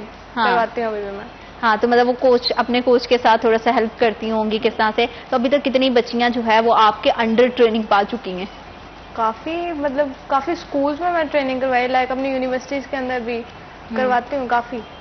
तो प्लेयर होने में और कोच होने में क्या मेजर, क्या डिफरेंस समझती हैं? क्या फील होता है, क्या डिफरेंस लगता है? प्लेयर के अंदर हम लोग अपने आप के बारे में सोचते हैं, लाइक हमें ही स्ट्रॉन्ग होना है सारा कुछ, लेकिन जब हम लोग कोच बनते हैं वो ज्यादा अच्छी फीलिंग होती है। लाइक हम लोग किसी को इतना कॉन्फिडेंस प्रोवाइड कर रहे हैं कि वो लोग आगे किसी को मतलब अपना दिफा कर सके उसके अंदर, तो ये ज्यादा अच्छी फीलिंग है थोड़ी सी। हाँ, थोड़ा सा मतलब वो भी होता है ना कि आपके सारी हदायत पर दूसरा बंदा उसको फॉलो कर रहा है। जब हम अपना गोल सेट करते हैं ना तस्मिया, तो हम उस पर बड़ी रिसर्च भी करते हैं। तो जाहिर बात है कि आप अगर इंटरनेशनल प्लेटफॉर्म्स पे जाके अपने टैलेंट को दिखाना चाहते हो या नेशनल पे, तो उस हवाले से आप देखते भी हो कि थोड़ा सा हमारे शहरों से या डिस्ट्रिक्ट से हटकर रवायती एक तो तरीकेकार से खेला जाता है, तो कुछ मूव्स ऐसी हैं जिसमें डिफरेंस आप देखते हो, और दुनिया भर में कराटे या मार्शल आर्ट किस तरह से किया जाता है, यहाँ पाकिस्तान में और क्या दूसरी कंट्रीज में क्या डिफरेंस है, इस तरह की कोई चीजों को रिसर्च वगैरह करते हो, देखते हो दूसरे प्लेयर्स को?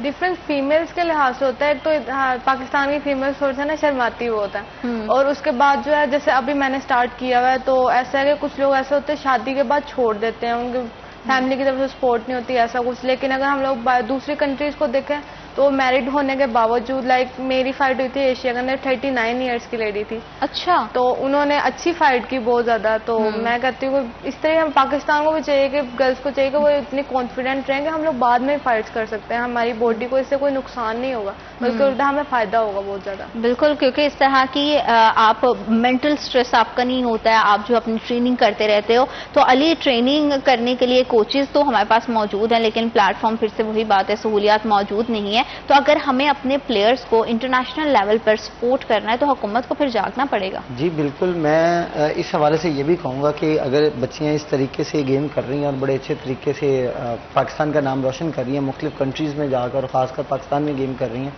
तो हमें दिखाई तो दे रहा है कि हुकूमत हमारा साथ नहीं दे रही है, स्पोर्ट्स को तवज्जो नहीं दे रही, जिसकी वजह ये है कि दिन ब दिन जो है वो स्पोर्ट्स कम होती दिखाई दे रही है। लेकिन मैं उन लोगों को ज़रूर कहूँगा जिनसे हुकूमत जो है वो स्पॉन्सर लेती है। आप जो उनके इवेंट्स होते हैं उसमें आप स्पॉन्सर देते हो, तो आप डायरेक्टली बच्चों को जो है वो स्पॉन्सर दें ताकि ये बच्चियां जो हैं वो बेहतरी कर सकें। अगर इन बच्चों को जिस तरीके से ये तस्मिया है, इसको अगर कोई बड़ा ब्रांड जो कोई भी जो है वो स्पॉन्सर करे कि हम आपको जो करते भी हैं कुछ ब्रांड, मुख्तलिफ बच्चे जो हैं जो मुझे याद है बड़े अच्छे से, और उनको मैंने अपने तौर पर स्पॉन्सर भी करवाया, कर भी रहे हैं कि मंथली उनकी जो है वो एक पॉकेट मनी लगा दी जाती है कि ताकि उनका पूरा महीना जो है वो आसानी तरीके से गुजर सके। और अगर कोई इवेंट आता है तो इवेंट के लिए तमाम सहूलियात उनको दी जाती हैं कि अगर कहीं ट्रैवल करना है या किसी जगह पे जाना है तो वो स्पॉन्सर, वो बेसिकली एम्बेसडर बन जाते हैं उस कंपनी के जो प्लेयर्स होते हैं, वो जब भी खेलते हैं। तो अगर वो डायरेक्टली इन बच्चों को स्पॉन्सर करेंगे तो मेरा ख्याल है ये बच्चे जो है वो बेहतरी करेंगे। बेसिकली पाकिस्तान का असासा और आपके ब्रांड का नाम रोशन करने के लिए इससे बड़ा ब्रांड कोई नहीं है कि दूसरे मुल्क में जाकर। हाँ, ये बड़ी अनफॉर्चुनेट सी मैं सिचुएशन देखती हूँ। अगर आप दुनिया भर में, जैसे आपने ब्रांड्स की बात की है या एडवर्टाइजमेंट की बात की जाए, तो जो प्लेयर्स होते हैं उनको आगे लाया जाता है, वही ब्रांड एम्बेसडर के तौर पर किया जाता है। हमारे यहाँ जो है वो वेल नोन फेसेस जो ऑलरेडी बड़े फेमस होते हैं लोगों पे, उनको आगे लेकर जाया जाता है, जहाँ पे मुझे लगता है कहीं ना कहीं हमारे जो रियल हीरोज है ना, वो उनकी पहचान, उनकी शनाख्त कम हो जाती है, वो पजीराई उनको मिल नहीं पाती है। सोशल मीडिया के लोग ज्यादा हीरो बन रहे हैं। यस, वो बेशक सिंगर है, वो बेशक फ्लॉप एक कोच है, वो बेशक एक फ्लॉप बैट्समैन है, बॉलर है, एथलीट है, कुछ भी है, अगर सोशल मीडिया पे वो रन कर गए, उनकी चीज कोई वायरल हो गई है, वो कामयाब है। They are heroes. और जो रियल हीरो हैं जो फाइट कर रहे हैं, फाइट करके जा रहे हैं, उनको कोई पूछ नहीं रहा। मतलब सोशल मीडिया पे लोगों का रुझान बढ़ना शुरू हो गया, हर किसी ने अपना जो है वो ऑफिशियल अकाउंट बनाए हुए हैं, हर जो बंदा है वो अपने काम पे कर रहा है। तो अगर हमारे स्पॉन्सर इन हीरोज को लेकर चलेंगे तो ऑटोमेटिकली, क्योंकि ये तो वो हीरोज हैं जो मैदान में खेलने वाले हैं, बिल्कुल, और वो हीरोज वो सिर्फ मोबाइल की हद तक हैं, वो सिर्फ मोबाइल। आप अब जिस तरीके से मैं बात कर रहा था, जिस तरीके से ये कर रहे हैं, हमारा मैंने आपको पहले बताया था कि सोशल मीडिया पे टिकटॉक पर लोग लाइव बैठते हैं और वहां पे फाइट करते हैं, वहां पे भी गोल जो है वो अचीव किया जाता है। जी बिल्कुल, एक गोल लगा दिया जाता है कि वो एज ए गिफ्टिंग के तौर पर जो उनके गिफ्टर होते हैं वो गोल अचीव करते हैं, यानी कि वो गिफ्टर को दे रहे हैं, वो अपने प्लेयर्स को या अपने जो खेलने वाला होस्ट है उसको दे रहे हैं। मुख्तलिफ ऐसे लोग हैं जो मैं देखता हूँ सोशल मीडिया पर और टिकटॉक पर जो लाइव, वो बेसिकली उन लोगों को सपोर्ट करते हैं जिनको सपोर्ट कोई नहीं करता। अगर इस तरीके के लोग मिलेंगे इन बच्चों को कि हुकूमत तो कर रही है, सब कुछ कर रहा है, लेकिन हम प्राइवेट तौर पर इन बच्चों के लिए क्या करें, और यही सेटअप सोशल मीडिया पे टिकटॉक पर है। जैसे मैंने लास्ट टाइम भी बताया था, हाँ मिर्जा है, वो बड़े अच्छे तरीके से उन लोगों को अब्लाइज करता है टिकटॉक पर, उनको गिफ्ट करता है जो जिन लोगों को बड़े मतलब जो देखता है ये हकदार है, हाँ, इसको गिफ्ट करनी मतलब चाहिए, टैलेंट भी है इसमें, कोई ना कोई चीज की इसको गिफ्टिंग करनी चाहिए, इसकी मदद करनी चाहिए। और यही सेटअप अगर हमारे यहाँ पे जो स्पॉन्सर है तो काफी ज्यादा दिया है, तो अगर इन बच्चों को दिया जाए तो मेरा ख्याल है ये बच्चे उनके ब्रांड का नाम भी पूरी दुनिया में, बहुत सारे रास्ते हमारे पास मौजूद हैं जिसके थ्रू हम अपने जितना भी यंग टैलेंट है उनको सपोर्ट कर सकते हैं, और उसमें से ये ब्रांडिंग करवाना, सोशल मीडिया का इस्तेमाल बड़ा आम हो सकता है। And wish you all the best इसमें आपके लिए, अल्लाह ताला आपके लिए बहुत सारी आसानियां पैदा करें। आप दोनों मेहमानों का बहुत शुक्रिया, आप प्रोग्राम का हिस्सा बने। वक्त एक छोटी सी ब्रेक का, will be right back after a short break.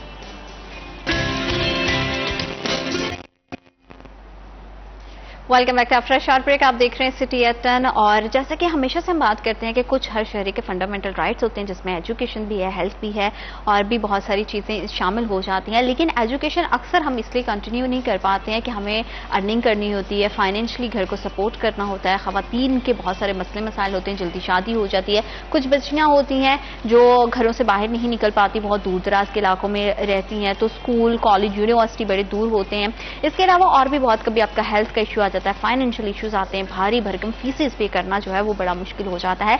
लेकिन पाकिस्तान में एक ऐसी यूनिवर्सिटी है, अगर उसकी बात की जाए, इलामा इकबाल ओपन यूनिवर्सिटी, आप पाकिस्तान के किसी भी कोने में हैं, किसी भी खित्ते में हैं, कहीं पे भी आप मौजूद हैं, शहर में हैं या किसी देहात में हैं, तो आप बाआसानी अपनी तालीम को जारी रख सकते हैं। आपकी हेल्थ अच्छी नहीं है, आप नहीं घर से बाहर निकल सकते, तो आप अपने घर पर बैठ के तालीम को जारी रख सकते हैं। इसके अलावा अगर आप वर्किंग लेडी हैं या फिर कोई भी मर्द हजरात हैं जो कि अपने घर को फाइनेंशियली सपोर्ट करना चाहते हैं, लेकिन साथ साथ शौकीन है कि अपनी तालीम को जारी रखना चाहें तो वो भी रख सकते हैं। तो ये पूरी हम अगर बात करें तो इलामा इकबाल ओपन यूनिवर्सिटी हमारे लिए हर लिहाज से एक बड़ा ही ऑथेंटिक और बड़ा ही रीजनेबल प्लेटफॉर्म है, जहां पे आप अपने बाकी सब मामलात के साथ अपनी तालीम को जारी रख सकते हैं। फैसलाबाद में और दीगर शहरों में तो इसके कैंपसेस मौजूद हैं और हम देखते हैं कि इस्लामाबाद में इसका मेन कैंपस यूनिवर्सिटी भी वहीं पर मौजूद है।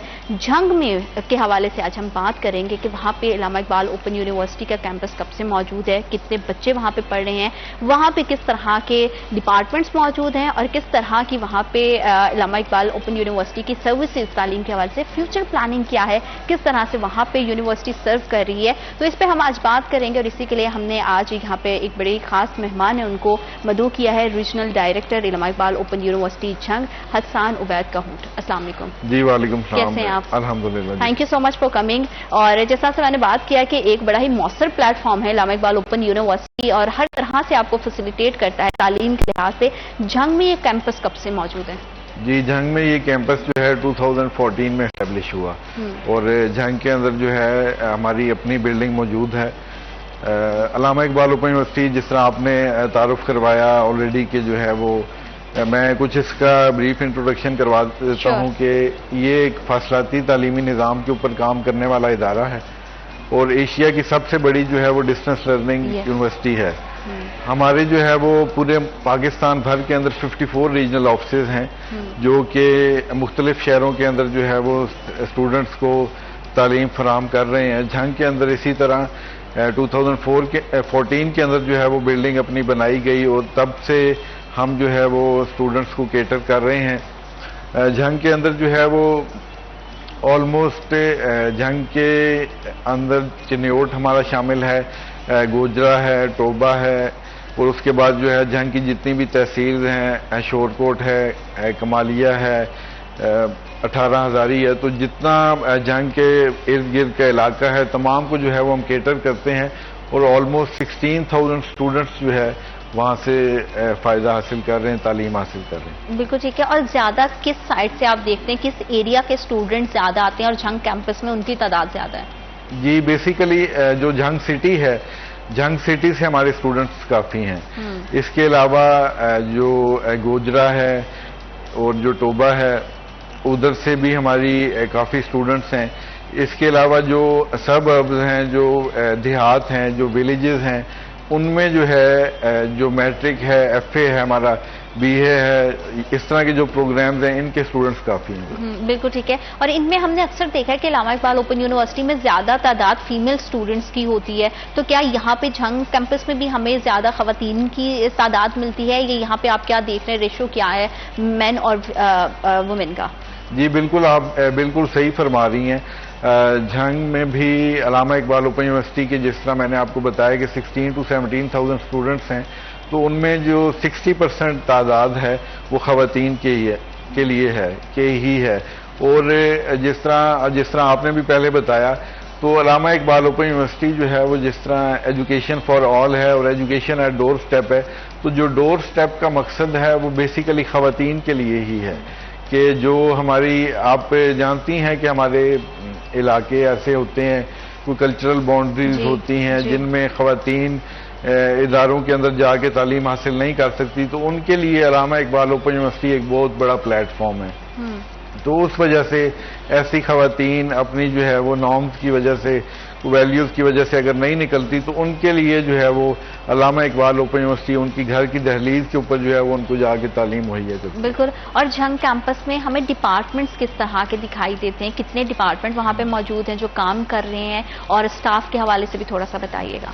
जी, झंग के अंदर जो हमारे रीजनल ऑफिसेज होते हैं वो बेसिकली हमारा जो है वो ऑपरेशनल यूनिट होता है। लाइक एडमिशन से लेके till the time of issuance of degree तक जितने भी प्रोसेस होता है, जितने भी स्टेप्स होते हैं, उन तमाम को जो है वो रीजनल ऑफिस उसके अंदर इन्वॉल्व होता है।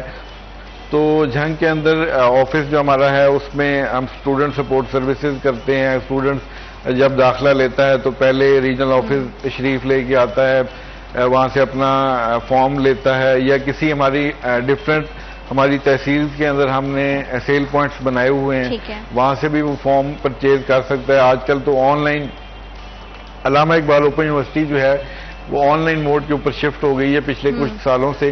तो घर बैठे स्टूडेंट्स अपनी जो है वो दाखिले वगैरह अपनी रिक्वेस्ट प्रोसेस कर सकते हैं। तो अगर उनमें उनको कोई मसाइल पेश आते हैं तो वो रीजनल ऑफिस का रुख करते हैं, तो हम जो है फिर उधर मौजूद होते हैं। उनकी जो भी रिक्वेस्ट होती हैं, कोई उनको हर्डल आ रही है उसके अंदर, तो उनको हम गाइड करते हैं। इसके अलावा जिस तरह अगर ऑफिस की बात कर ली जाए तो हमारा एक रिसेप्शन है वहाँ पे, उसके बाद हमारा हर सेक्शन का एक अलहदा कैबिनेट है, अलहदा रूम है, लाइक मैट्रिक सेक्शन है, FA सेक्शन है, BA सेक्शन है, B.Ed है, पोस्ट ग्रेजुएट है। तो डिफरेंट जो है वो सेक्शंस बनाए गए हैं। इसके अलावा वेल इक्विप्ड जो है हमारे कंप्यूटर लैब्स हैं, उसके बाद हमारी लाइब्रेरी उधर मौजूद है, उसके अलावा हमारा क्लास रूम है। तो मल्टीपल फैसिलिटीज जो है हम अपने रीजनल ऑफिस के अंदर जो है वो प्रोवाइड करते हैं। एग्जामिनेशन हॉल भी है। अच्छा, कोविड के बाद से सिस्टम जो है, कोविड के दौरान ही सारा, जैसे कि आपने भी बताया कि अब तो ऑनलाइन सारा ट्रांसफर हो गया है, स्टूडेंट पोर्टल है, वहीं पे आपको अपनी असाइनमेंट्स भी सबमिट करवानी पड़ती है, क्लासेस भी स्टूडेंट वहीं से ले रहे होते हैं, वरना पहले फिजिकली वर्कशॉप्स होती थी, अब जो है वो सारे का सारा सिस्टम ऑनलाइन चला गया है। स्टार्टिंग में स्टूडेंट्स को बड़ा प्रॉब्लम फेस करना पड़ता था, उनको कनेक्ट करने के लिए, असाइनमेंट की अपलोड करने के लिए, सब हवाले से। तो अब ग्रेजुअली इन चीजों में कितनी बेहतरी आ गई है और इस पर क्या अभी भी वर्क जारी है ताकि इसको मजीद बेहतर बनाया जा सके? जी बिल्कुल बजा फरमा रही हैं बहुत। आप जो है वो स्टार्टिंग से लेके अब तक जितने भी आपने सवाल किए हैं, मैं वो ये असेस कर रहा हूँ कि आपका जो है वो बड़ा डीप नॉलेज है ओपन यूनिवर्सिटी के बारे में। तो ये आपने बिल्कुल ठीक फरमाया है कि जो कोविड है, कोविड में ही Allama Iqbal open university digital mode की तरफ शिफ्ट हुई। जब कोविड आया तो Covid was basically an opportunity for the universities for other departments as well to shift on online mode. तो अल्लामा इकबाल ओपन यूनिवर्सिटी ने भी इसको जो है वो कोविड को एज एन अपॉर्चुनिटी लिया और अपने जो है वो प्रोग्राम ऑनलाइन मोड के ऊपर शिफ्ट किए। जो हमारी वर्कशॉप से फेस टू फेस मोड के ऊपर होती थी उनको हमने जो है वो ऑनलाइन किया, तो अब तक ही वो ऑनलाइन ही चल रही हैं। अगर पहले किसी को जो है लाइक हम जिस तरह मैंने आपको बताया कि हम जंग में बैठ के कमालिया को, शोरकोट को, चिन्योट को, टोबा, गोजर तमाम को केटर कर रहे हैं, तो पहले उनके लिए जो है वो एक वर्कशॉप सेंटर्स बनाए जाते थे जिनमें जाके जो है वो वर्कशॉप्स अटेंड करते थे। तो अब जो है वो ऑनलाइन ही अपने घर के अंदर बैठ के, अपने ऑफिस के अंदर बैठ के, अपने इदारे के अंदर बैठ के ही जो है वो वर्कशॉप अटेंड कर सकते हैं। उनको जो है वो कहीं जाके एक्सपेंस बियर करके किसी फोरम पे जाके बैठने की जरूरत नहीं है। तो मेरा ख्याल है कि जिस तरह आप लोग जानते हैं कि आजकल पूरी दुनिया ही जिस तरह ऑनलाइन मोड के ऊपर शिफ्ट हो रही है, तो ये एक बहुत बड़ी अपॉर्चुनिटी है स्टूडेंट्स के लिए। बल्कि आपके प्लेटफॉर्म से जो है लोगों को मैं कहूँगा कि आप लोग ज़रूर जो है वो अपनी जो भी आप लोगों की एक्टिविटीज़ हैं उनको जारी रखते हुए, आप अगर कोई जॉब कर रहे हैं तो उनको जारी रखते हुए साथ साथ अपनी जो है वो तालीम का सफ़र भी लेके चलें, क्योंकि हमारा ओपन यूनिवर्सिटी जो है अब जिस तरह मैंने आपको बताया एजुकेशन एट डोर स्टेप है, तो इसमें पहले तो वर्कशॉप्स जो है वो अटेंड करनी होती थी, अब तो वो भी नहीं है। हाँ, अब तो आप कहीं पे भी बैठे हैं, आप अपने घर पे हैं, अपने वर्क प्लेस पे हैं, तो आप इजीली कर सकते हैं। और अच्छी बात ये है कि आप मैट्रिक लेवल से इसको स्टार्ट कर सकते हैं, फिर इंटर लेवल है, फिर मास्टर्स है, एमफिल है, तो आपको ये ग्रेजुअली हर सतह पर जो है हर लेवल पर बड़ी अच्छा फैसिलिटेट कर देती है एजुकेशन के लिहाज से। इसके डिफरेंट सेक्टर आपको हर सिटी में मिल जाते हैं, कैंपसेस मौजूद होते हैं। अच्छा हसन साहब, यहाँ पे जो फैसलाबाद में इसका रीजनल यहाँ पे जो इसका कैंपस मौजूद है, वहाँ पे फिजिकली क्लासेस का भी ना 6-7 माह पहले इनेकाद हुआ और लोगों ने वहां पे आके एडमिशन लेना भी शुरू किया। क्या झंग कैंपस में भी इस तरह की क्लासेस हो रही हैं या अभी ये चीज क्यू में है, इन फ्यूचर जाके होगी? जी बेसिकली ये जो फेस टू फेस कुछ हमारे प्रोग्राम्स हैं जो कि टीचर ट्रेनिंग प्रोग्राम्स हैं, जिनमें B.Ed है, B.Ed आगे फर्दर उसकी क्लासिफिकेशन है, कोई 1.5 साल है, 2.5 साल है, 4 साल है। तो जो टीचर ट्रेनिंग प्रोग्राम्स हैं उनकी हम अभी भी 3 दिन की 5 दिन की वर्कशॉप जो है वो कंडक्ट करवाते हैं। तो इस तरह की वर्कशॉप जो है वो झंग के अंदर भी हम जो है वो कंडक्ट करवाते हैं उसको। तो इसके अलावा जो है जिस तरह फैसलाबाद रीजन है, चंद जो बड़े रीजन हैं उनके अंदर जो है वो अभी रिसेंटली कुछ अर्सा पहले से BScs के प्रोग्राम, BSIT के प्रोग्राम जो है वो ऑफर किए जा रहे हैं। तो उनमें जो है वो लाइक एटलीस्ट मिनिमम 20 का जो ग्रुप बनता है तो उसको एक बैच बना दिया जाता है। तो लाइक वाइज अगर जो है वो जंग के अंदर इस दफा हम जो है वो कैंपेन बड़ी लॉन्च कर रहे हैं, तो अगर कोई इस तरह की हमें फीडबैक मिला तो हम जंग के अंदर भी इंशाल्लाह स्टार्ट करेंगे। तब तक अगर जो है वो कोई स्टूडेंट को इक्का दुक्का हमारे पास आता है तो हम उसको फैसलाबाद रीजन की तरफ, क्योंकि आप जानती हैं कि जंग का और फैसलाबाद का डिस्टेंस कोई इतना ज्यादा नहीं है, तो हम उनको कहते हैं कि आप जो है वो फैसलाबाद रीजन में फेस टू फेस क्लास हो रही है तो उधर ले सकते हैं। बिल्कुल ठीक है। और इसके अलावा अगर हम बात करें, हेल्दी कंपटीशन हर जगह पर होता है, इलामा इकबाल ओपन यूनिवर्सिटी के कैंपसेस हर शहर में मौजूद हैं, तो क्या जो कैंपसेस हैं इनके दरमियान में भी इस तरह का कोई हेल्दी कंपटीशन होता है या कोई टारगेट होते हैं जो सेट किए जाते हैं? किस तरह से पूरा यूनिवर्सिटी निज़ाम चलाती है, क्योंकि मेन हमें यूनिवर्सिटी तो इस्लामाबाद में मिलती है, तो किस तरह से यूनिवर्सिटी इस्लामाबाद से हर शहर के कैंपस को मैनेज कर रही है? जी बिल्कुल, हमारा जो जिस तरह मैंने आपको बताया कि अल्लामा इकबाल ओपन यूनिवर्सिटी के 54 रीजनल ऑफिसेज हैं, जिनमें हमारा जो पेरेंट डिपार्टमेंट है, हमारा रीजनल सर्विसेज का, वो इस्लामाबाद के अंदर मौजूद है। डायरेक्टोरेट ऑफ रीजनल सर्विसेज उसको कहा जाता है। हमारे डीजी साहब हैं डॉक्टर मलिक तौकीर अहमद खान साहब, तो वो इन तमाम 54 रीजनल ऑफिसेज को जो है वो इसको मॉनिटर करते हैं, इसको जो है वो हमें गाइडलाइन गाए बगाए देते रहते हैं, इंस्ट्रक्शंस देते रहते हैं। तो उस हवाले से जो भी इस तरह की इंस्ट्रक्शंस आती हैं उनको जो है वो जितने भी रीजनल ऑफिसेज हैं उन तमाम ने उनको फॉलो करना होता है। तो इस तरह कंपटीशन तो हम जो है वो जो स्टूडेंट्स की सपोर्ट है, स्टूडेंट की जो सर्विसेज हैं उनको ही बेहतर से बेहतर तरीके से प्रोवाइड करना, स्टूडेंट को मुहैया करना, इसी को हम जो है वो हेल्दी कंपटीशन लेते हैं। और ज्यादा से ज्यादा स्टूडेंट्स को जो है वो अपनी तरफ अट्रैक्ट करना, उनको सर्विसेज प्रोवाइड करना। क्योंकि तो जितना मुझे पता है पाकिस्तान में तो बहुत सारे स्टूडेंट्स, बहुत सारी खवातीन मर्द हजरात हैं जो इलामा इकबाल ओपन यूनिवर्सिटी से तालीम हासिल कर रहे हैं, लेकिन कुछ ओवरसीज स्टूडेंट्स भी हैं, और उनके लिए क्या यूनिवर्सिटी की तरफ से सहूलियात हैं उस पर भी हम बात करेंगे, लेकिन राइट आफ्टर दिस ब्रेक।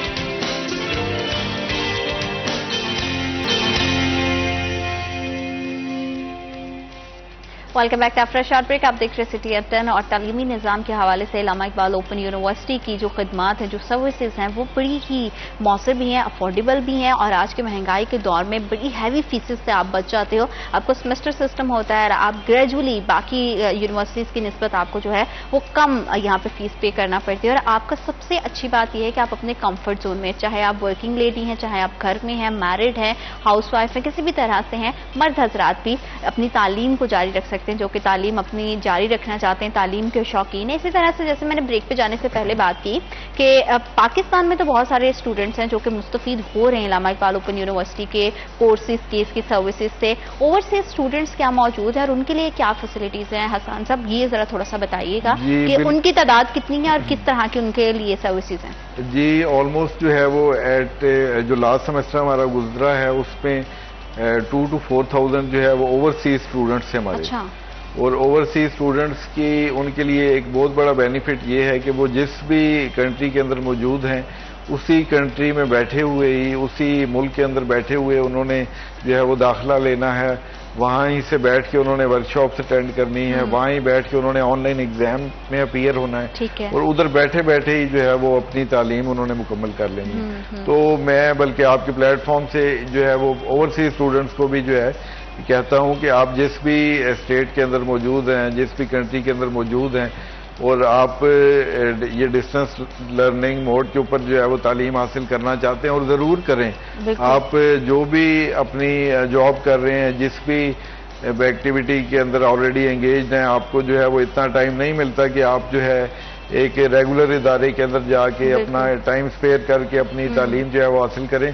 तो ज़रूर जो है वो आप ओपन यूनिवर्सिटी की तरफ आएँ और इधर से अपनी तालीम को जो है वो एजुकेशन बहरहाल जो है वो कहीं ना कहीं किसी न किसी मौके के ऊपर जो है वो काम आ जाती है। मैं लाइक किसी की जो है वो कोई भी एग्जांपल दे दें, किसी ने ग्रेजुएशन की हुई है या किसी ने एमफिल किया हुआ है तो वो ये समझे कि मैं ये दिस इज एनफ, तो ऐसे नहीं है। आप अगर आपने बीएस किया हुआ है तो आप एमफिल करते हैं तो उसके अपने एडवांटेजेस हैं, उसका अपना स्कोप है। आपने एमफिल किया हुआ है, आप पीएचडी करते हैं तो उसका अपना स्कोप है। आपने पीएचडी किया हुआ है और आप पोस्ट डॉक करते हैं तो उसका अपना स्कोप है।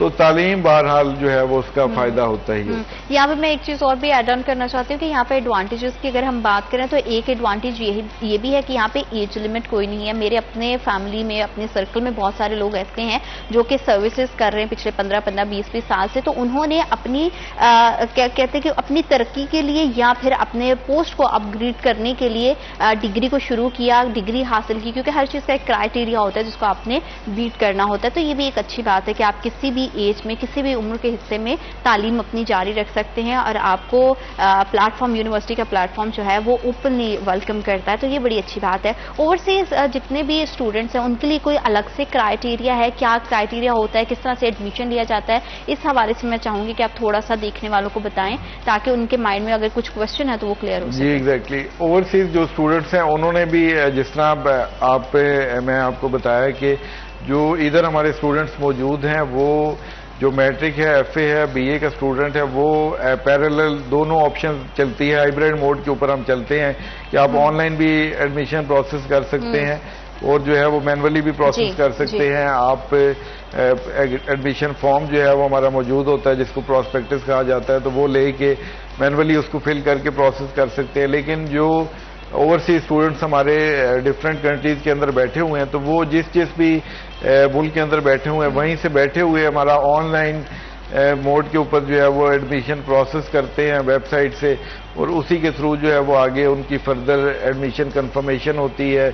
उनको ऑनलाइन ही उनको ट्यूटर इंटीमेशन हो जाती है। जो उनको ट्यूटर्स अलॉट किए जाते हैं वो रेलिवेंट जितने भी कोर्स एक सेमेस्टर के अंदर आते हैं और जितनी भी फिर करस्पॉन्डेंस है वो तमाम ही ऑनलाइन मोड के ऊपर उनकी चलती है। बिल्कुल ठीक है। अच्छा, इसके अलावा मैं आपसे ये भी जानना चाहूंगी कि जिस तरह से हर यूनिवर्सिटी में बेहतरी की गुंजाइश होती है, तो अभी यूनिवर्सिटी अपने फ्यूचर प्लानिंग में क्या कोई चीजें लाइनअप है जो मजीद हमें फर्दर देखने में मिलेंगी, और वो किस तरह की चीजें होंगी, किस तरह से क्राइटेरिया और ज्यादा वसी कर दिया जाएगा, कुछ इस तरह की प्लानिंग है?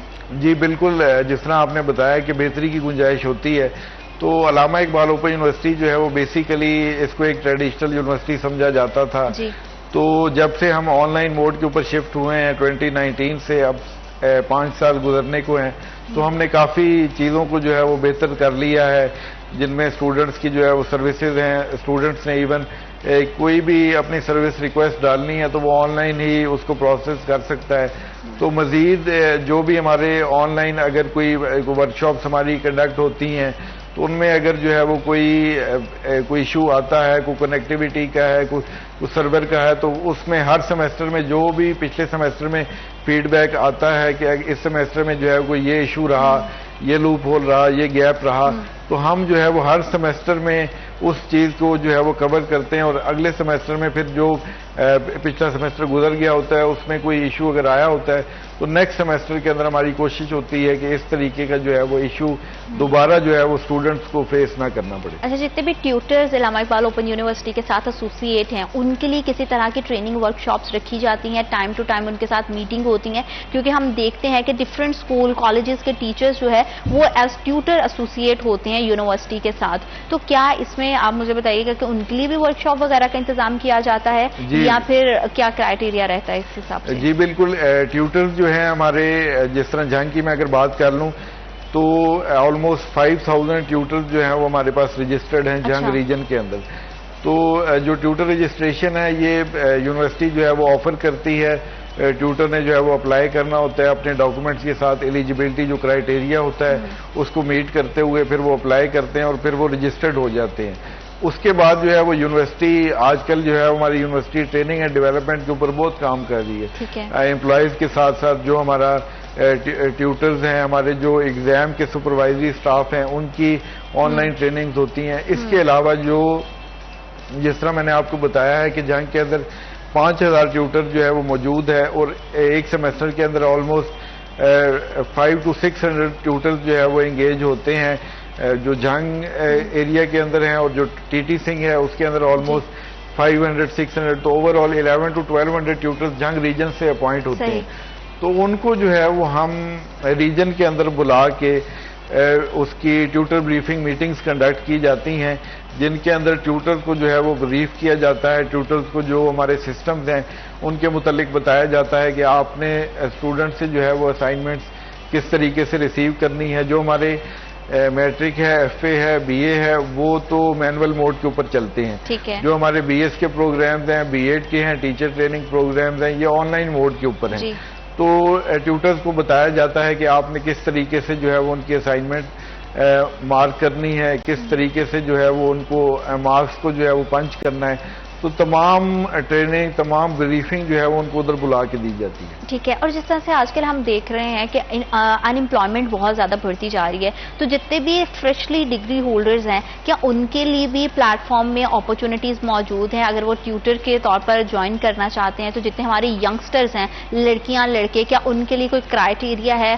फ्रेशर हैं क्योंकि एक्सपीरियंस नहीं है, तो अगर वो ज्वाइन करना चाहते हैं एज ट्यूटर, तो क्या उनके लिए प्लेटफॉर्म कोई फैसिलिटी मुहैया कर रहा है, अपॉर्चुनिटीज़ मौजूद है? जी एग्जैक्टली मैं आपको बताता चलूं कि जिस तरह झंग की बात करें तो झंग में 5000 ट्यूटर अगर रजिस्टर्ड है, तो उनमें कई ऐसे ट्यूटर्स थे जो अभी तक जबकि रजिस्टर हुए अभी तक एंगेज न हो सके। ठीक है। तो इस दफा जो हमने ट्यूटर अपॉइंटमेंट की, हमारा जो डायरेक्टरेट ऑफ रीजनल सर्विसेज है वो उसकी गाइडलाइन भी थी कि आपने जो है वो 50-50 रेशो रखनी है। जो ऑलरेडी एक्सपीरियंस ट्यूटर्स हैं 50% उनको एंगेज करना है, 50% जो नए लोग हैं जो रजिस्टर्ड ट्यूटर्स हैं पूल के अंदर मौजूद हैं लेकिन अभी तक एंगेज नहीं हुए, तो उनको आपने जो है वो अपॉइंट करना है। तो हमने इस दफा जो है वो 50% फ्रेश ट्यूटर्स एंगेज किए हैं। जो लोग पहले कभी ट्यूटर नहीं लग सके थे और रजिस्टर्ड हैं, रजिस्ट्रेशन उनकी हुई थी, तो उनको हमने एंगेज करने की कोशिश की है। तो इस तरीके से जो लोग पहले कभी नहीं एंगेज हुए तो उनको भी एक अपॉर्चुनिटी, उनको भी एक प्लेटफॉर्म मिला है कि वो भी अपनी सर्विसेज, अपनी जो है वो स्किल्स दिखा सके। बिल्कुल ठीक है। मतलब फ्रेशर के लिए भी इक्वली अपॉर्चुनिटीज यहाँ पे मौजूद है। अच्छा हसन साहब, एक सवाल मेरे से बड़ा मेरे जानने वाले भी पूछते हैं, मैं जरूर आपसे भी पूछना चाहूंगी। सबका क्वेश्चन अक्सर ये होता है एडमिशन लेने से पहले कि क्या इस इलामा इकबाल ओपन यूनिवर्सिटी के थ्रू डिग्री की जाएगी तो उसकी क्या वैल्यू है, क्या इंटरनेशनल मार्केट में उसको कंसीडर किया जाएगा, पाकिस्तान में उसको कैसे कंसीडर किया जाएगा, ये वो तो मेरे माइंड में तो वो बड़ी क्लैरिटी एक चीज को लेकर है, लेकिन मैं जरूर चाहूंगी कि आप हमारे पास मौजूद हैं तो इस तरह के शायद क्वेश्चन आपको भी फेस करने पड़ते होंगे। तो मैं जरूर चाहूंगी कि आप इस लिहाज से थोड़ा सा बताइएगा कि डिग्री की वैल्यू कितनी है मार्केट में।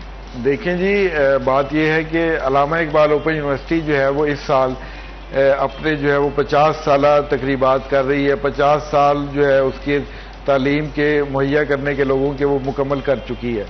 तो 1974 के अंदर यूनिवर्सिटी जो है वो बनी और अब 2024 जो है वो मौजूद है। 2024 मैं आपकी बात को यहीं से आगे कंटिन्यू करूंगी और हम ब्रेक के बाद जानेंगे कि इसकी कितनी वर्थ है, कितनी वैल्यू है, क्योंकि ये इशा की डिस्टेंस लर्निंग में जो है सबसे बड़ी यूनिवर्सिटी कंसीडर की जा रही है। तो इबाम इसमें कितने हैं और कितने मिथ्स हैं उसको भी हम ब्रेक करेंगे, लेकिन राइट आफ्टर दिस ब्रेक।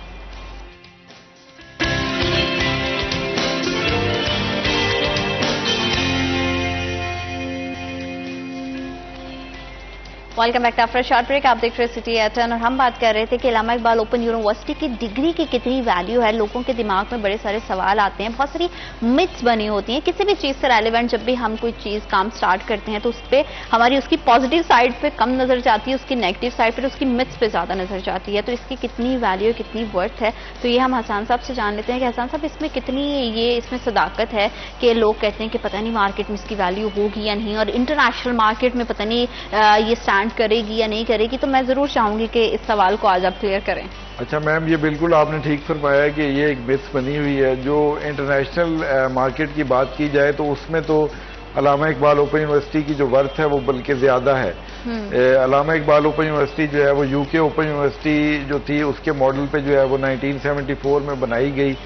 तो जो फॉरेन कंट्रीज हैं, जो बाहर के ममालिक है, उसके अंदर तो अलामा इकबाल ओपन यूनिवर्सिटी की जो इमेज है और जो उसकी लोगों का इसके बारे में जानना है वो ज्यादा है। और उसके साथ साथ जिस तरह मैं अभी बात कर रहा था कि अलामा इकबाल ओपन यूनिवर्सिटी 2024 के अंदर जो है वो अपने 50 साल मुकम्मल करने को है।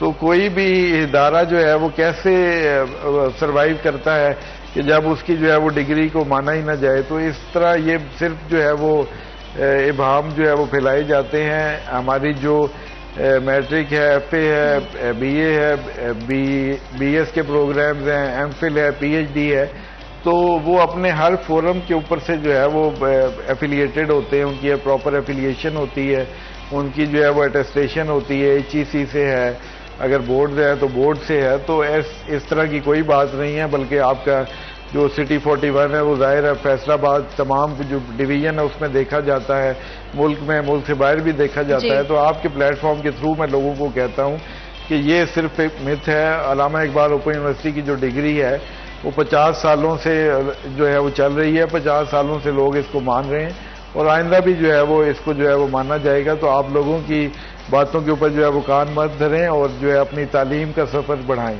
और बिल्कुल तालीम में आप किसी भी यूनिवर्सिटी से, किसी भी इदारे से जब तालीम या डिग्री हासिल करते हैं तो ऑब्वियसली उसकी वैल्यू रहती है और डिग्री के साथ साथ आपकी कितनी कैपेबिलिटीज हैं, कितनी स्किल्स हैं, वो ये डिसाइड करती हैं कि आपने किस डायरेक्शन में जाना है। तो ये एक मिथ है जो कि बहुत बार मुझे सवाल सुनने को मिला, तो मैंने सोचा कि आज इस सवाल को क्लियर कर लिया जाए। अच्छा, इसके अलावा हमने ये भी सुना है कि अल्लामा इकबाल ओपन यूनिवर्सिटीज में डिफरेंट डिपार्टमेंट या कैटेगरीज भी बनाई जाती हैं, जो डिसेबल स्टूडेंट्स होते हैं उनके लिए, या जो नीडी होते हैं, थोड़ा सा घर से फाइनेंशियली स्ट्रांग नहीं होते, तो यूनिवर्सिटी उनको कैसे सपोर्ट करती है? एग्जैक्टली मैडम, सबसे पहले तो ये जो आपने स्किल की बात की, इसके ऊपर मेरे माइंड में एक बात आई है। जी जी जरूर। मेरे वालिद साहब भी जो है वो एजुकेशनिस्ट है, ओपन यूनिवर्सिटी से रिटायर हुए, आजकल यूनिवर्सिटी ऑफ फैसलाबाद में जो है वो अपनी खिदमत सरंजाम दे रहे हैं। तो वो अक्सर कहते होते हैं कि टॉप इज ऑलवेज वेकेंट। तो टॉप जो है वो वेकेंट होता है। अगर आपके पास डिग्री है और आपके पास स्किल मौजूद है तो आप किसी भी फील्ड के अंदर जो है वो उधर एंट्री भी करेंगे और उधर जो है वो एक्सेल भी करेंगे, उधर जो है वो सक्सीड भी होंगे। तो टॉप वेकेंट होता है। लेकिन आप कहें कि मेरे पास जो है वो स्किल कोई नहीं है, मैं जो है वो जो मैंने डिग्री ली है मैं अगले बंदे को जो पैनल है उसको प्रेजेंट ही ना कर पाऊं, उसको बता ही ना पाऊं कि मैंने क्या किया हुआ है, मैंने जो है वो किस चीज की जो है वो तालीम हासिल की हुई है। तो स्किल जो है वो बड़ा जरूरी है। जो भी आप तालीम हासिल करें उसको जो है वो प्रॉपर बेहतर तरीके से हासिल करें। जो भी आपके कोर्सेज है उनको बेहतर तरीके से पढ़ें। जो भी आपके असाइनमेंट्स हैं, वर्कशॉप्स हैं, जिसपे आप आजकल आप देखती है कि स्टूडेंट्स जो है उसको बड़ा फॉर ग्रांटेड लेते हैं। तो ऐसे नहीं लेना चाहिए। तालीम को जो है वो बहरहाल बेहतर तरीके से जो है उसको लेके चलना चाहिए। तो दूसरी बात जो है वो फी असिस्टेंस की, अल्लामा इकबाल ओपन यूनिवर्सिटी जो है वो माली मुआवनत के प्रोग्राम जो है वो हर सेमेस्टर में स्टूडेंट्स के लिए ऑफर करती है। इवन दो कि हमारी जो फी स्ट्रक्चर है वो भी कोई इतना ज्यादा नहीं है। हमारा जो मैट्रिक का प्रोग्राम है उसकी जो सेमेस्टर की फीस है वो 3000 है। अच्छा। इसी तरह लाइकवाइज जो बीए है उसकी 5000 है। जो हमारे बीएस के प्रोग्राम्स हैं उनकी 17-18 है। तो फीस स्ट्रक्चर हमारा कोई बाकी अगर मार्केट से कंपेयर किया जाए तो हमारा कम ही है। लेकिन इवन देन अल्लामा इकबाल ओपन यूनिवर्सिटी के जितने रीजनल ऑफिस मौजूद हैं, जिस तरह मैंने आपको बताया कि 54 रीजनल ऑफिस हैं, तो उन तमाम को जो है वो हमारा जो हेड ऑफिस है, हमारा जो डायरेक्टरेट है, हमारा एक डिपार्टमेंट है डायरेक्टरेट ऑफ स्टूडेंट एडवाइजरी जिसको डीएसए कहा जाता है। तो हर सेमेस्टर के अंदर वो एक बजट एलोकेट करता है हमारे लिए, हर रीजन के लिए। तो उस रीजन के अंदर से लाइक अगर हमें 4 लाख दिया गया, 5 लाख सपोज 10 लाख है, तो उसमें से जो है वो हम स्टूडेंट्स को फाइनेंशियल असिस्टेंस प्रोवाइड करते हैं। उसकी डिफरेंट जो है वो बुनियादें होती हैं। उनको आप डिसेबिलिटी बेस्ड होती है, नीड बेस्ड होती है, एक्सपीरियंस बेस्ड होती है, उसमें जो है वो आपके ग्रेड बेस्ड होती है। अगर ग्रेड अच्छे हैं तो उस बेस पे होती है। तो मल्टीपल जो है वो उसकी बेसिस पे आपको माली मुआवनत की जाती है। मतलब उसमें आप फीस में उसको डिस्काउंट्स मिल जाते हैं, जैसे 20% डिस्काउंट या 30% डिस्काउंट, इस तरह से वो हो जाता है, या उसको इंस्टॉलमेंट की सूरत में आप कर देते हैं? ये मुझे थोड़ा सा मैं मैम उसको जो है वो जो हमारे कुछ प्रोग्राम है उनमें तो कंप्लीट फी वेवर है। ओके। एग्जैक्टली। जो आप लाइक अगर मैट्रिक एफए बीए है तो आपने सिर्फ फर्स्ट सेमेस्टर में फी देनी है। उसके बाद जो है वो तीनों सेमेस्टर की फी आपने यू डोंट हैव टू पे सिंगल पेनी, आपने 1 रुपया भी नहीं देना। तो जो कुछ आगे फर्दर जो है वो क्लासिफिकेशन है उनमें 35% ऑफ है, किसी में परसेंटेजेस हैं। तो वो उन बेस के ऊपर जो है वो परसेंटेज फाइनेंशियल असिस्टेंस की जो है वो की जाती है, तो वो उतनी कम हो जाती है।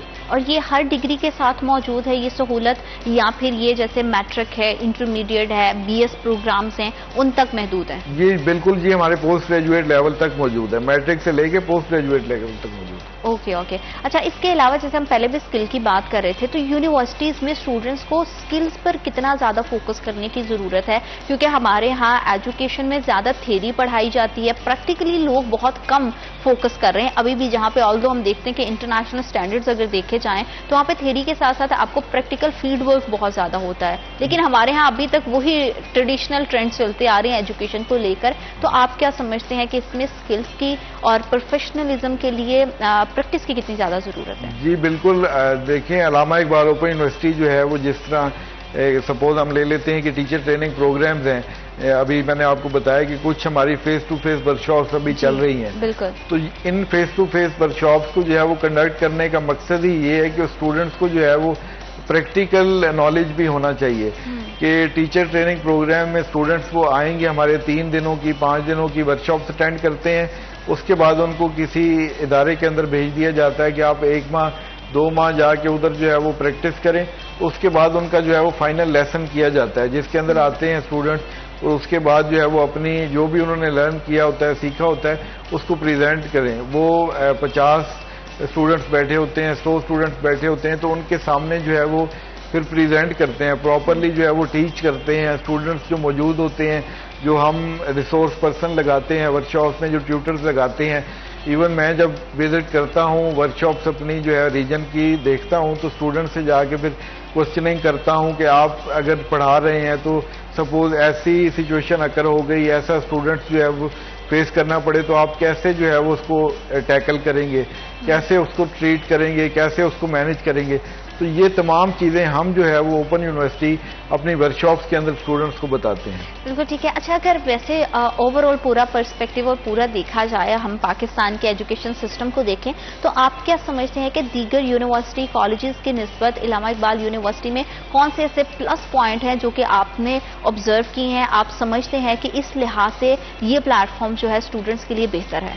देखिए, सबसे बड़ा तो जो एक प्लस पॉइंट है, एक जो है वो कंपैरेटिव एज है हमें कि हम जो है वो एशिया की सबसे बड़ी डिस्टेंस लर्निंग यूनिवर्सिटी हैं, और पाकिस्तान के अंदर जो है वो वाइड डिस्टेंस लर्निंग की यूनिवर्सिटी हैं अभी भी। तो इस हवाले से जो लोग, जिस तरह हम कोई भी जॉब कर रहे हैं, कोई अपनी किसी मजबूरी की वजह से, किसी भी अपनी एंगेजमेंट की वजह से रेगुलर तालीम हासिल नहीं कर सकते, तो ओपन यूनिवर्सिटी एक वाहिद प्लेटफॉर्म है जो कि मौजूद है, जो कि आपको बैठा हुआ आपको सर्व करने के लिए करती है, आपको आपके कंफर्ट जोन में भी रखती है, और आप अपनी हर जगह से जो है वो किसी भी एज में, किसी भी काम के साथ, किसी भी तरह के सिचुएशन में आप अपनी एजुकेशन को जारी रख सकते हैं। तो ये वाकई इसका सबसे बड़ा प्लस पॉइंट है। गुफ्तगू के सिलसिले को आगे बढ़ाएंगे, वक्त एक छोटी सी ब्रेक। आप देख रहे हैं सिटी एफएम।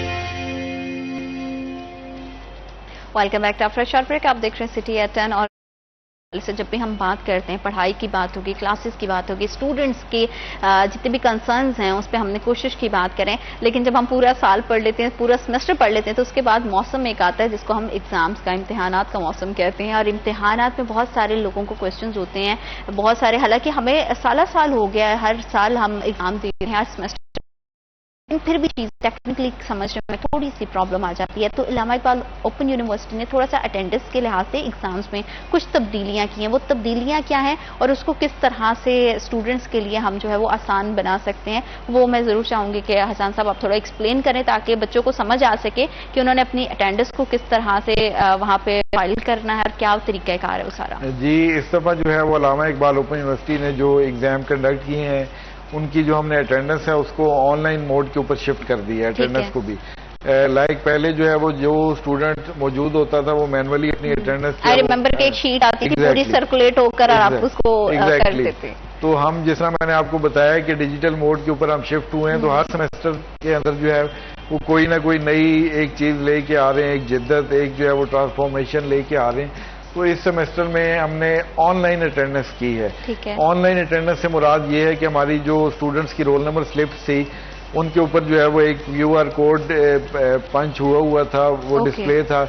हमने एक ऐप बनाई, हमारा जो इस्लामाबाद के अंदर एग्जामिनेशन डिपार्टमेंट मौजूद है, ICT है, उस ऐप को बनाया गया। जितने एग्जाम सेंटर्स हैं उन तमाम एग्जाम सेंटर पे जो सुपरिटेंडेंट्स हैं उनके जो है वो अकाउंट्स बनाए गए, उन्होंने फिर मोबाइल से एक एक स्टूडेंट्स की जो है वो रोल नंबर स्लिप के थ्रू अटेंडेंस को जो है वो पंच किया। तो वो जैसे ही अटेंडेंस वो पंच होती थी, QR कोड के अंदर रीड होती थी, तो इस्लामाबाद के अंदर हमारा जो पोर्टल है, जो सिस्टम है, उसके अंदर जो है वो उनको शो हो जाता है कि इस टाइम ये स्टूडेंट जो है फलां सेंटर के ऊपर बैठ के, लाइक शोरकोट बैठ के, जंग बैठ के, 18 बैठ के जो है वो पेपर दे रहा है, बजाय इसके कि मैनुअल अटेंडेंस बनती, इस्लामाबाद जाती, उनको पता चलता है। At the moment whence he enter the exam hall, तो उनको जो है वो पता चल गया कि और आप बस पंच करेंगे और आपकी डायरेक्टली जो है वो एक्सेस इस्लामाबाद तक हो जाएगा, पता चल जाएगा कि स्टूडेंट जो है वो एग्जामिनेशन हॉल में मौजूद है। क्योंकि उससे पहले हमने बहुत सारी इस तरह की कंप्लेंट्स देखते थे कि बच्चे कहते थे हम तो गए थे, हमने तो पेपर दिया, हमारी तो अटेंडेंस नहीं आई और फिर सप्ली आ गई, और इस तरह के बड़े सारे इश्यूज होते थे। और जो असाइनमेंट्स हैं उनको लेकर भी मैंने इस तरह के बड़े इश्यूज सुने कि बच्चे कहते थे कि हम लोगों ने असाइनमेंट्स भेजी, हमारी चेक हुई, वापस नहीं आई। तो अब ये कि ऑनलाइन से ये सारे प्रॉब्लम्स बड़ी हद तक कंट्रोल हो गए। जी, ये चीजें बिल्कुल मैनुअल सिस्टम में तो इस तरह की चीज हो सकती है कि स्टूडेंट कहे कि मैं जो है वो गया था, मैं गई थी, मैंने अपनी जो है वो अटेंडेंस लगाई थी, लेकिन वो आपकी यूनिवर्सिटी जो है वो शो कर रही है कि मैं तो एग्जाम में अपीयर हुआ ही नहीं या हुई नहीं। लेकिन जब ये ऑनलाइन सिस्टम हमारा आ गया है, ऑनलाइन अटेंडेंस हो गई है, तो इससे ये चीजों में जो है वो काफी शफाफियत आ गई है। अगर तो जो है वो उसकी अटेंडेंस जब लगी तो इस्लामाबाद उसी टाइम चलेगी, तो कल को जो है कोई स्टूडेंट नहीं कह सकता कि मैंने तो जो है वो एग्जाम में बैठा, मैं एग्जाम में अपीयर हुआ, लेकिन आप जो है वो आज ये कह रहे हैं कि आप एग्जाम में अपीयर नहीं हुए। तो इस तरह की चीजें काफी जो है वो केटर हमने कर ली हैं इन डिजिटल एप्स के थ्रू। बिल्कुल ठीक है। अच्छा, अगर डिजिटल एप्स की बात करें, सारी बात टेक्नोलॉजी है, कभी कोई ना कोई प्रॉब्लम फेस स्टूडेंट्स को करनी पड़ जाती है। तो जैसे फैसलाबाद के स्टूडेंट हैं, जंग के स्टूडेंट्स हैं, डिफरेंट रीजन्स के जो स्टूडेंट्स हैं, तो वो अपने स्टूडेंट पोर्टल पर अगर किसी भी तरह का इशू आता है तो वो रेलिवेंट कैंपस में जाके वहां से सॉर्ट आउट होगा, या उसके लिए मेन यूनिवर्सिटी के कैंपस को आपको कॉन्टेक्ट करना पड़ेगा? इस हवाले से क्या तरीकेकार होता है? जी बिल्कुल, जितने भी हमारे स्टूडेंट्स हैं उनके लिए जो हमारे रीजनल ऑफिस बनाए गए हैं वो स्टूडेंट्स की सहूलत के लिए बनाए गए हैं। जी। कभी भी जो है वो किसी स्टूडेंट ने जो है वो आपके प्लेटफॉर्म से मैं कहता चलूं कि अपने काम के लिए आप लोगों ने, स्टूडेंट ने इस्लामाबाद नहीं जाना। आप अगर जो है वो फैसलाबाद में मौजूद हैं तो फैसलाबाद में रीजनल कैंपस मौजूद है। आप अगर जंग के स्टूडेंट्स हैं तो जंग रीजनल कैंपस आए। आपका जो भी इशू है अगर वो हेडक्वार्टर से ही रिजॉल्व होना है, अगर इस्लामाबाद से ही हल होना है, कई ऐसे इश्यूज होते हैं जो कि हम रीजनल लेवल के ऊपर हमारे पास जो है वो एक्सेस नहीं होती या उधर से हल नहीं होते। जैसे कि लाइक अगर कोई किसी का डिग्री का इशू है तो हम उसको ट्रैक कर सकते हैं कि ये इशू है, लेकिन हमने करस्पॉन्डेंस जो है वो एग्जामिनेशन डिपार्टमेंट से करनी है।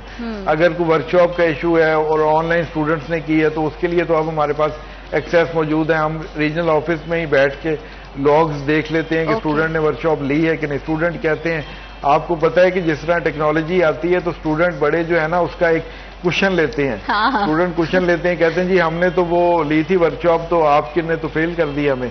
तो हम फिर रीजनल ऑफिस से ही उनके लॉग निकालते हैं कि किस किस टाइम जो है वो लॉग इन हुए। तो जो इश्यूज जो रीजनल ऑफिस के हैं वो एट द स्पॉट जो है वो हल करते हैं, और जो इस्लामाबाद से होने वाले हों आपने रीजनल ऑफिस जो आपका मुतलका है उधर आपने जाना है। फिर हमने जो है अपना जो डिपार्टमेंट है, डायरेक्टरेट है हमारा, पेरेंट डिपार्टमेंट, उनसे रब्ता करना है, एग्जाम डिपार्टमेंट से रब्ता करना है, ICT से करना है, तो वो हमने करना है। हम जो है वो एक ब्रिज का काम करते हैं रीजनल ऑफिस। तो किसी भी स्टूडेंट ने जो है वो इस्लामाबाद अपने काम के लिए, रीजनल ऑफिस का जो है वो मकसद ही ये है बिल्कुल ठीक कि स्टूडेंट जिस भी इलाके के अंदर मौजूद है तो आप उस दफ्तर में आए, हम आपका जो भी केस है, जो भी इशू है उसको टेकअप करेंगे और इस्लामाबाद से फिर जो है उसको हल करवा के आपको किसी भी तरह का आपका कोई भी प्रॉब्लम है, छोटी से छोटा मसला है, डिग्री से रेलिवेंट है, एग्जाम से रिलेटेड है, असाइनमेंट से रिलेटेड है, तो अपने नियर बाय कैंपस पे जाएं और उनके थ्रू जो है वो मेन यूनिवर्सिटी से, मेन कैंपस से आपके मसले को सॉल्व किया जाएगा। बड़ा ही अच्छे से, पूरी खुशउस्लूबी से ये सिस्टम चल रहा है और बहुत सारे स्टूडेंट्स को फैसिलिटेट कर रहा है। और अल्लाह करे कि ये कार्रवाई इसी तरह से जारी सारी रहे ताकि तालीम का निजाम किसी भी तरह से रुक ना पाए। Thank you so much Hasan साहब कि आप प्रोग्राम का हिस्सा बने और यहाँ पर आके इतनी इन्फॉर्मेशन हमारे साथ शेयर की। बहुत शुक्रिया मैडम आपका कि आप लोगों ने हमें बुलाया। जाते जाते मैं एक चीज शेयर करना चाहूँ कि अल्लामा इकबाल ओपन यूनिवर्सिटी जो है वो साल में 2 दफा अपने एडमिशन जो है वो ऑफर करती है। तो आजकल अल्लामा इकबाल ओपन यूनिवर्सिटी के एडमिशन जा रहे हैं जिनमें जो है वो मैट्रिक है, FA है, मैट्रिक हर तरह की डिग्री के लिए जो है वो आप अपना एडमिशन जो है वो भेज सकते हैं और अपनी तालीम को जारी रख सकते हैं। अल्लाह ताला आप सब देखने वालों के लिए बहुत सारी आसानियां पैदा करे। अपना बहुत ज्यादा ख्याल रखिएगा। अल्लाह निगहबान।